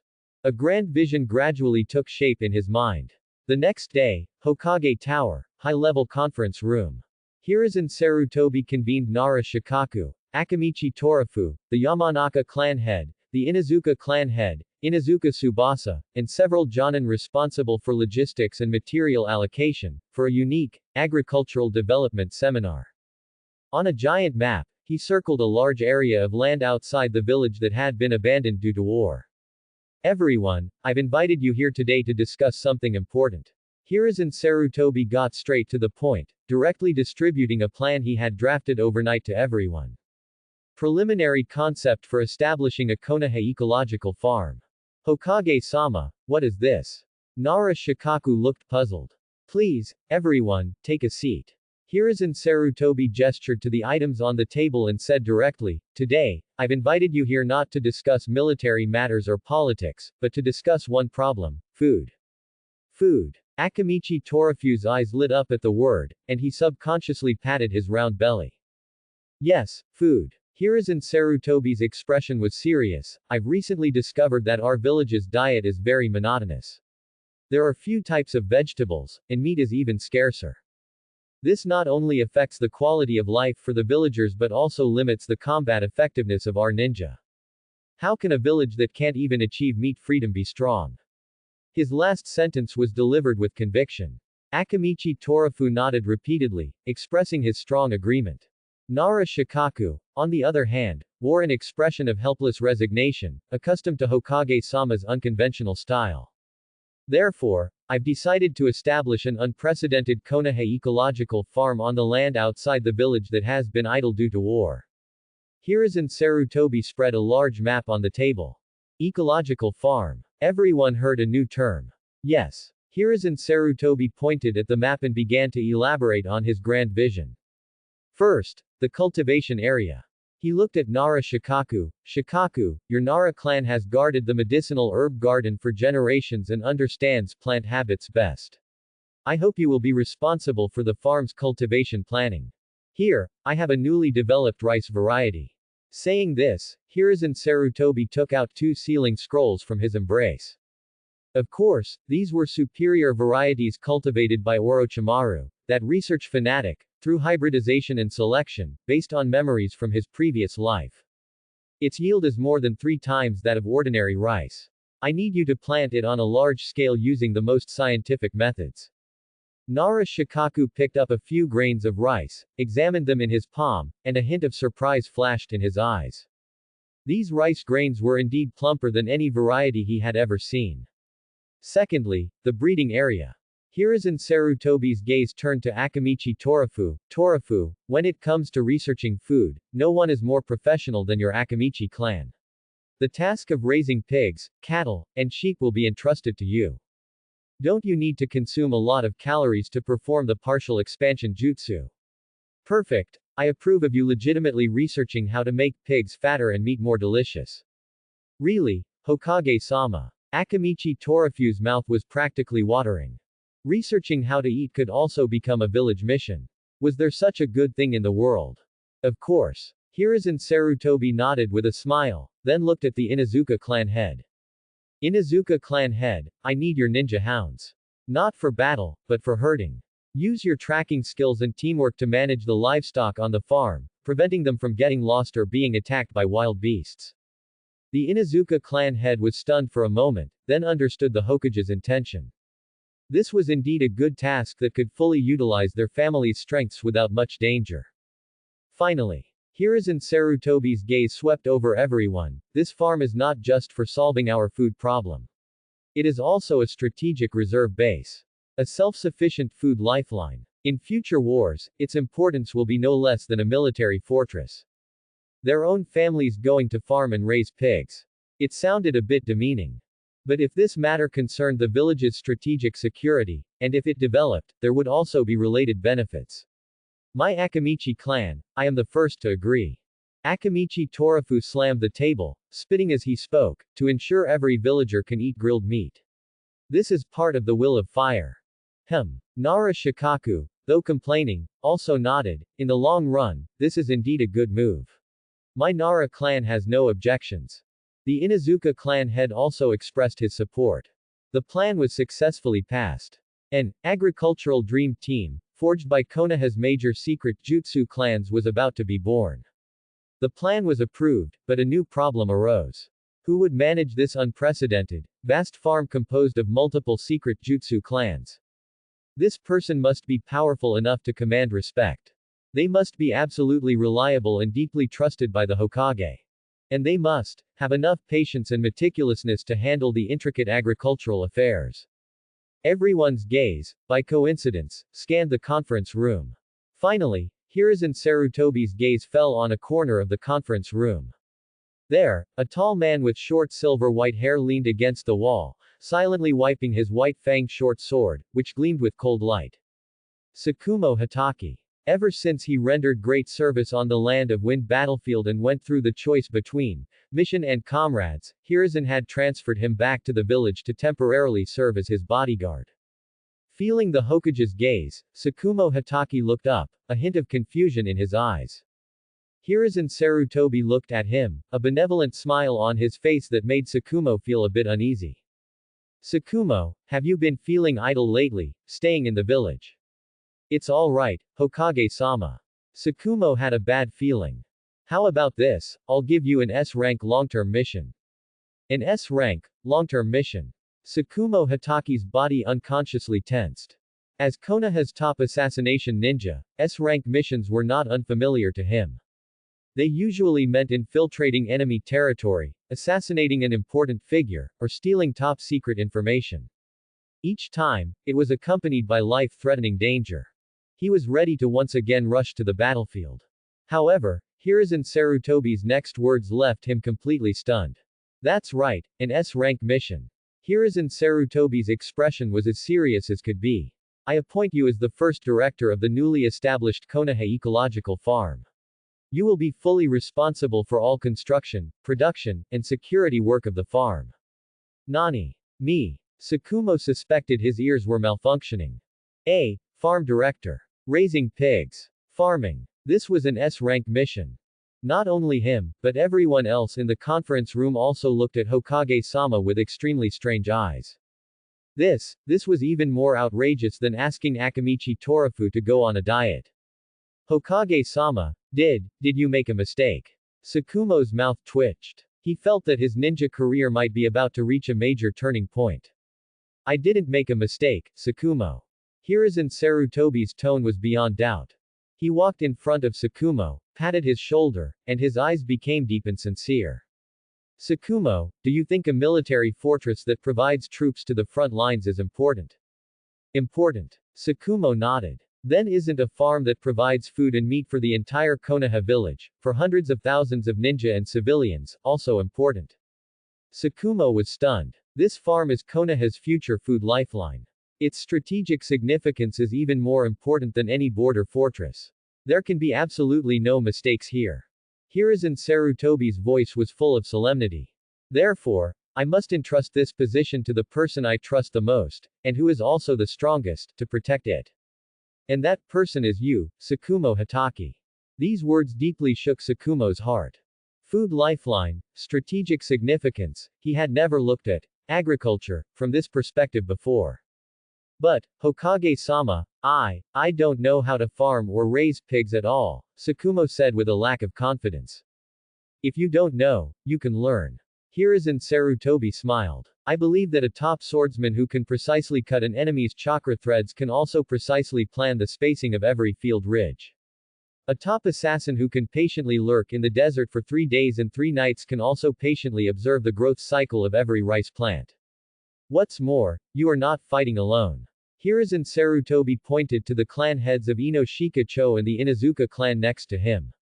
They will all be your right-hand men. Tsukumo, I'm giving you this mission not just because I trust your abilities. Hiruzen Sarutobi's tone softened. I also hope that in this mission, you can feel a different kind of strength, one that is completely different from killing. The strength of protection, that comes from watching seeds sprout, watching life grow, and watching your comrades smile with a bountiful harvest because of your efforts. Go, Tsukumo. Go and feel the warmth of this land. Hiruzen Sarutobi's words were like a warm current, deeply touching Tsukumo Hatake's heart. Missions and comrades. Killing and protection. Ever since he made that difficult choice in the Land of Wind last time, he had been pondering this question. And now, Hokage-sama seemed to have pointed him towards a brand new path. He looked at Hiruzen Sarutobi's eyes, full of trust and expectation, and all his doubts and resistance vanished. He took a step back, knelt on one knee, and his voice was firm. Yes, Hokage-sama. I, Tsukumo Hatake, will never let you down. Thus, the most peculiar scene in the history of the ninja world was born. A luxurious agricultural team, led by Konoha's strongest swordsmen and with elites from top-secret technique clans like Ino-Shika-cho and Inuzuka as core members, was officially established on a barren plot of land outside Konoha village. Tsukumo Hatake, the White Fang who made countless enemies tremble in fear, took off his Anbu uniform and put on a simple farmer's short-sleeved outfit. In his hand was no longer the short sword that had drunk countless blood, but a brand new hoe. Initially, everyone thought this was unreliable. But soon, they were completely convinced by Tsukumo's astonishing abilities. He applied the precision of assassination to dividing the fields. The length, width, and spacing of each field were measured with a ruler, with an error of no more than 1 centimeter, as neat as a parade formation. He applied the patience of tracking to observing crop growth. He woke up before dawn every day, personally went to the fields to check the growth of each seedling, recorded changes in temperature, humidity, and light, more diligently than caring for his own son. He applied the Anbu's management model to the farm's operations. He established a ridiculously strict schedule and a system of rewards and punishments. Nara clan, your A-zone's efficiency was 3.5% slower than yesterday. Everyone will work overtime tonight to catch up. Akamichi clan, the land you tilled with partial expansion jutsu isn't deep enough, affecting soil aeration. Your grilled meat ration for today is revoked. Inuzuka clan, your dog, Wankai, stole a carrot from the pig feed last night. Today, he's punished to patrol the pig pen 100 times. Under his iron-fisted management, the entire farm showed surprisingly efficient construction speed. In just 1 month, large areas of barren land were reclaimed into neat fields, and irrigation canals and systems were laid out. Pig pens and deer sheds sprang up, and fat, sturdy piglets and deer fawns, purchased from various places, were settled in. Sakumo even maniacally established detailed health records for every single pig, daily recording their weight, food intake, and even bowel movements. One day, Danzo Shimura, after finishing his road paving project, took some time to inspect the farm. He had come with a scrutinizing mindset of, I'm here to see how your farm is doing. But when he saw the fields, planned even more neatly than his construction site, saw the lively piglets being herded obediently by the ninja hounds, and saw Sakumo Hatake holding a small notebook, earnestly studying something like 100 postpartum care methods for Konoha village sows, while looking at a pig's rear. Danzo fell into a long silence.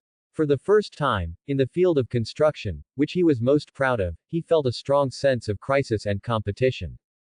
Konoha village welcomed an unprecedented construction boom.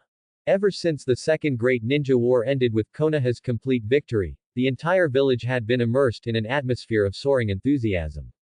And leading this trend were none other than two great figures who were once the most revered, but now the most exasperating. Danzo Shimura, General Manager of the Konoha Construction Team.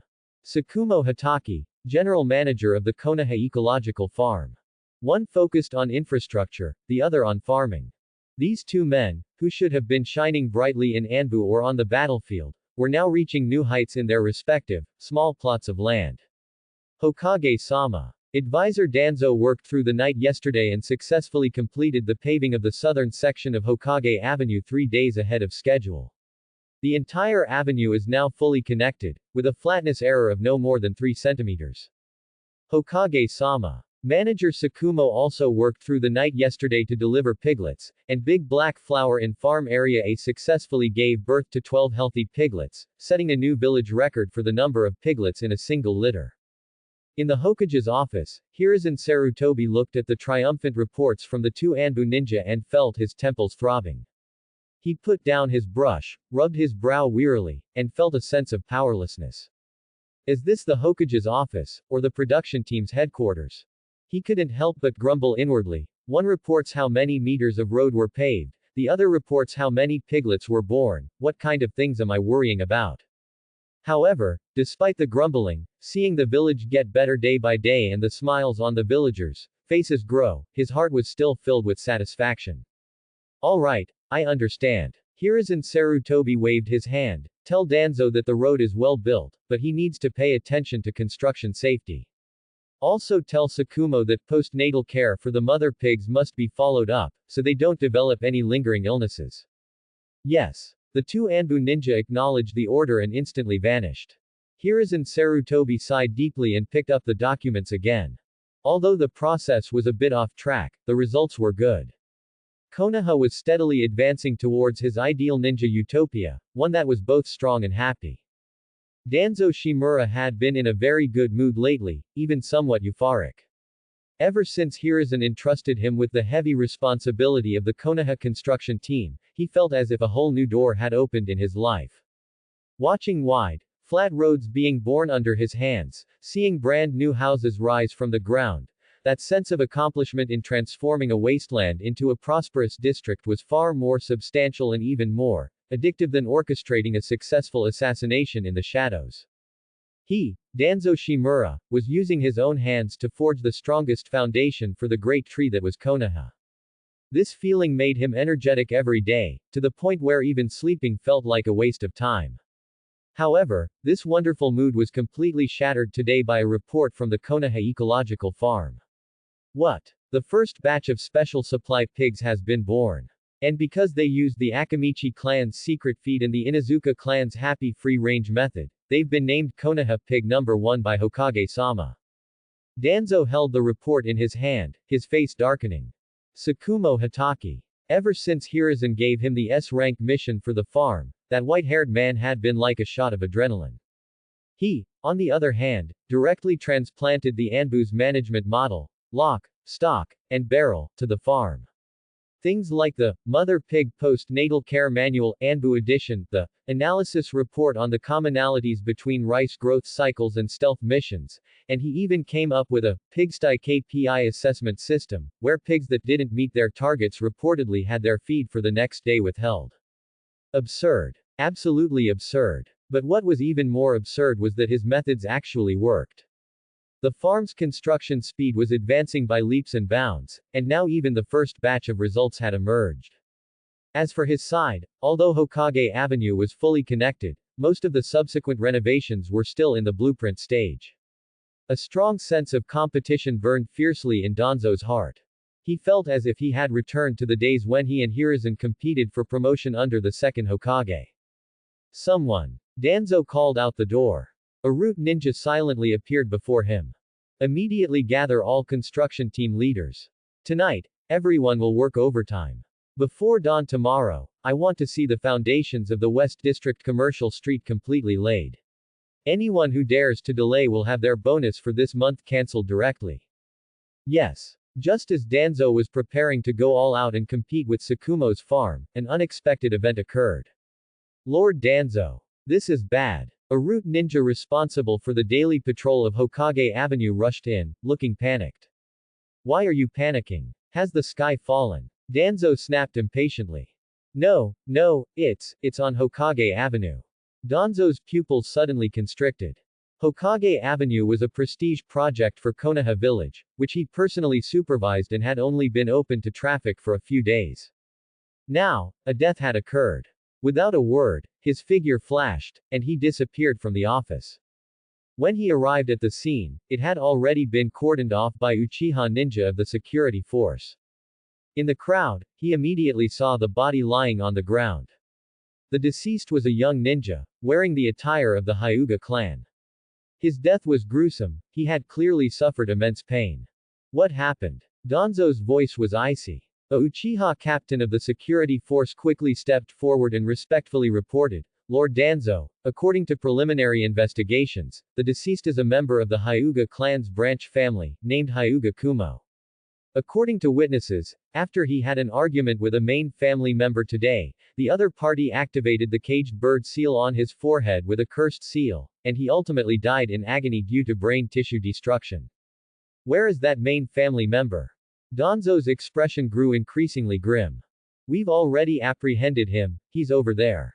Danzo looked in the direction he pointed, and saw a similarly young Hyuga main family ninja, looking terrified and distraught, being held down by two Uchiha ninja. Danzo's fists clenched tightly. An uncontrollable surge of anger exploded from his chest. Hokage Avenue. He had pulled so many all-nighters, cursed so many lazy workers, and even personally used earth release to reinforce the foundations to build this road. This was his achievement dedicated to Hiruzen, dedicated to Konoha, the inaugural work of his Konoha construction team. Now, it had been defiled by the Hyuga clan. A vibrant life, just because of that ridiculous, backward main family branch family system, had tragically died on the road he personally built, a road symbolizing Konoha's new beginning. This was not just a human life. This was a slap in his face. A slap in Hiruzen's face. It was a slap in the face of the entire Konoha. Good. Danzo squeezed these words through his teeth. Is this the Hyuga clan's caged bird seal? It's too terrifying. Sigh, the lives of the branch family members really aren't worth much. These whispers, like needles, pricked Danzo's heart. The atmosphere of unity that Hiruzen had so painstakingly built in the village was now cracking due to the Hyuga main family's foolishness. This matter, I won't trouble Hiruzen with it. This thought flashed through Danzo's mind instantly. He glanced in the direction of the Hokage Tower. Hiruzen must still be troubled by various important village affairs. This dirty, unspeakable internal family scandal should not be brought to him to add to his worries. These shadows, this filth, should be handled by me, by Root. Take that murderer back to the security force and guard him strictly. Danzo ordered the Uchiha security force members beside him.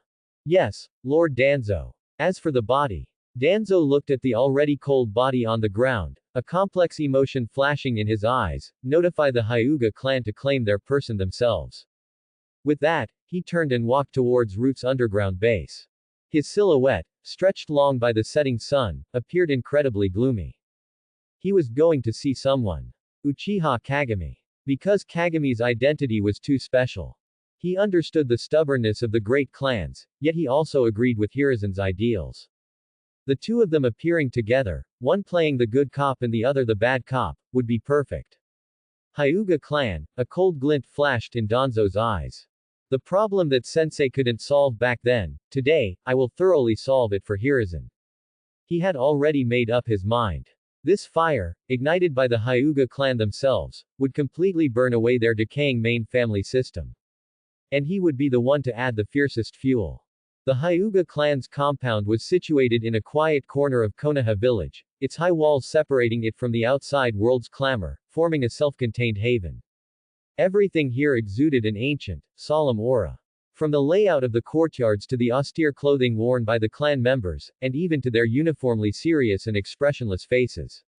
When Danzo Shimura and Uchiha Kagami, accompanied by 10 cold-blooded root ninja, appeared before the gates of the Hyuga compound, the Hyuga guards' expressions changed, and they immediately stepped forward to block them. Lord Danzo, Lord Kagami, to what do we owe the honor of your visit? Although the guard's tone was respectful, his eyes were full of vigilance and rejection. Danzo didn't even lift an eyelid, he merely snorted through his nose and walked straight inside. The two guards tried to stop him, but the palpable killing intent emanating from Danzo forced them to retreat repeatedly, unable to utter a single word. Uchiha Kagami nodded apologetically to the two and quickly followed. Inside the Hyuga clan's reception hall. The current clan head of the Hyuga clan, an old man with white hair and beard, his face covered in wrinkles, looking as if he was on his last legs, sat upright. Behind him stood a youth who appeared to be only about 10 years old, with handsome features and calm eyes. This was the future head of the Hyuga main family, Hyuga Hiyashi. The old man's cloudy eyes watched Danzo stride in, along with the dangerous-looking root ninja behind him, and his brows furrowed tightly.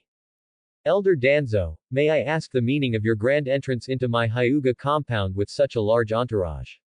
The old Hyuga clan head's voice was aged but full of vigor, carrying the authority of someone long accustomed to power. Danzo ignored him, walked to the guest seat next to the main seat, and sat down imperiously. Uchiha Kagami sat beside him. Hyuga Fu. Danzo finally spoke, not even bothering to address him as clan head, using his given name directly. I'm here today to talk to you about the Will of Fire. The old Hyuga clan head was stunned. The Will of Fire. Let me ask you, why did your ancestors follow the first Hokage and jointly establish Konoha? This, naturally, it was to end the Sengoku period of chaos and find a place for our clan to settle down and live in peace, Hyuga Fu instinctively replied. Well said. Danzo nodded, then his tone suddenly turned cold, a place to settle down and live in peace. Yet today, right on the Hokage Avenue that I personally constructed, one of your clan members, a member of the main family, tortured another member of the branch family to death with a cursed seal over a minor argument. Tell me, is this the way of peace and stability for your Hyuga clan? Hyuga Fu's face paled at the question, and cold sweat instantly broke out on his forehead. He had just heard about this incident, but he hadn't expected Danzo to personally come knocking, and with such an aggressive stance. This matter was just an accident. It was that branch family member who spoke disrespectfully to the main family and refused to be disciplined, he tried to explain. An accident. Danzo sneered, slamming his hand on the table, torturing a fellow clan member to death on the streets of Konoha village. You call that an accident? Are you telling everyone in the village that your Hyuga clan's family law is above Konoha's laws? You are disrespecting the security force responsible for the village's public order. Disrespecting me, an advisor elder. And even, disrespecting Hokage-sama. A massive aura erupted from Danzo, pressing down on the old Hyuga clan head until he could barely breathe. Behind him, Hyuga Hiyashi's face turned pale with fright, and his body trembled uncontrollably. He had never seen anyone dare to speak to his father in such a tone. The old Hyuga clan head was overwhelmed by the barrage of questions, gasping for breath, and could only stammer, I wouldn't dare. I certainly didn't mean that. Seeing the atmosphere had reached a breaking point, Uchiha Kagami, who had been silent, finally spoke. Clan head Fu, Danzo is simply too concerned about the village's peace, which is why his words are a bit intense. Uchiha Kagami's voice was gentle, like a spring breeze, slightly easing the tense atmosphere in the room. Hyuga Fu looked at Kagami gratefully, as if grasping at a lifeline. However, Uchiha Kagami's subsequent words made him feel as if he had fallen into an ice cellar. However, what Danzo said is not without reason. Uchiha Kagami sighed, speaking with a regretful tone. The main family and branch family, the caged bird seal, these are internal affairs of the Hyuga clan that have been passed down for many years, and we outsiders should not meddle. But when such internal affairs begin to seriously affect the harmony and stability of the village, then it is no longer merely your Hyuga clan's family business. Uchiha Kagami's gaze swept over Hyuga Fu, then landed on Hyuga Hiyashi behind him. Clan head Fu, forgive my bluntness. The system of main family and branch family may have been necessary during the Sengoku period. But in this peaceful era, it has become a cancerous tumor. It is constantly creating hatred, dividing your clan members, and further alienating your relationship with the village. He had always deeply detested such an unequal system. Therefore, I suggest. Although Uchiha Kagami's voice was gentle, the weight of his words was as heavy as Mount Tai. Abolish the system of main family and branch family, abolish the caged bird seal. Let every Hyuga child equally enjoy the dignity and rights of being a Konoha ninja. This is absolutely impossible. Hyuga Fu immediately stood up excitedly without thinking, loudly refuting, this is an ancestral system that our Hyuga clan has inherited for over 1,000 years. It absolutely cannot be abolished under my watch. He knew that once this system was abolished, the authority of the main family would be utterly lost, and the entire Hyuga clan would plunge into immense chaos. Ancestral system. Danzo, who had been observing with cold eyes, spoke again. His voice was low, yet it carried a chilling coldness. He no longer looked at Hyuga Fu, but instead cast his gaze upon the young, future heir behind him. Danzo slowly picked up the already cold teacup, blew away non-existent dust from its surface, and then said in an unhurried tone, Old Hyuga clan head, the child behind you, is he your son? His gaze fell upon Hyuga Hiyashi. I see that for his age, although he is a bit young, he has quite a bit of heroic spirit in his brows. If he were to take over as clan head now, with our help, I imagine he would be more than capable. Thanks for watching.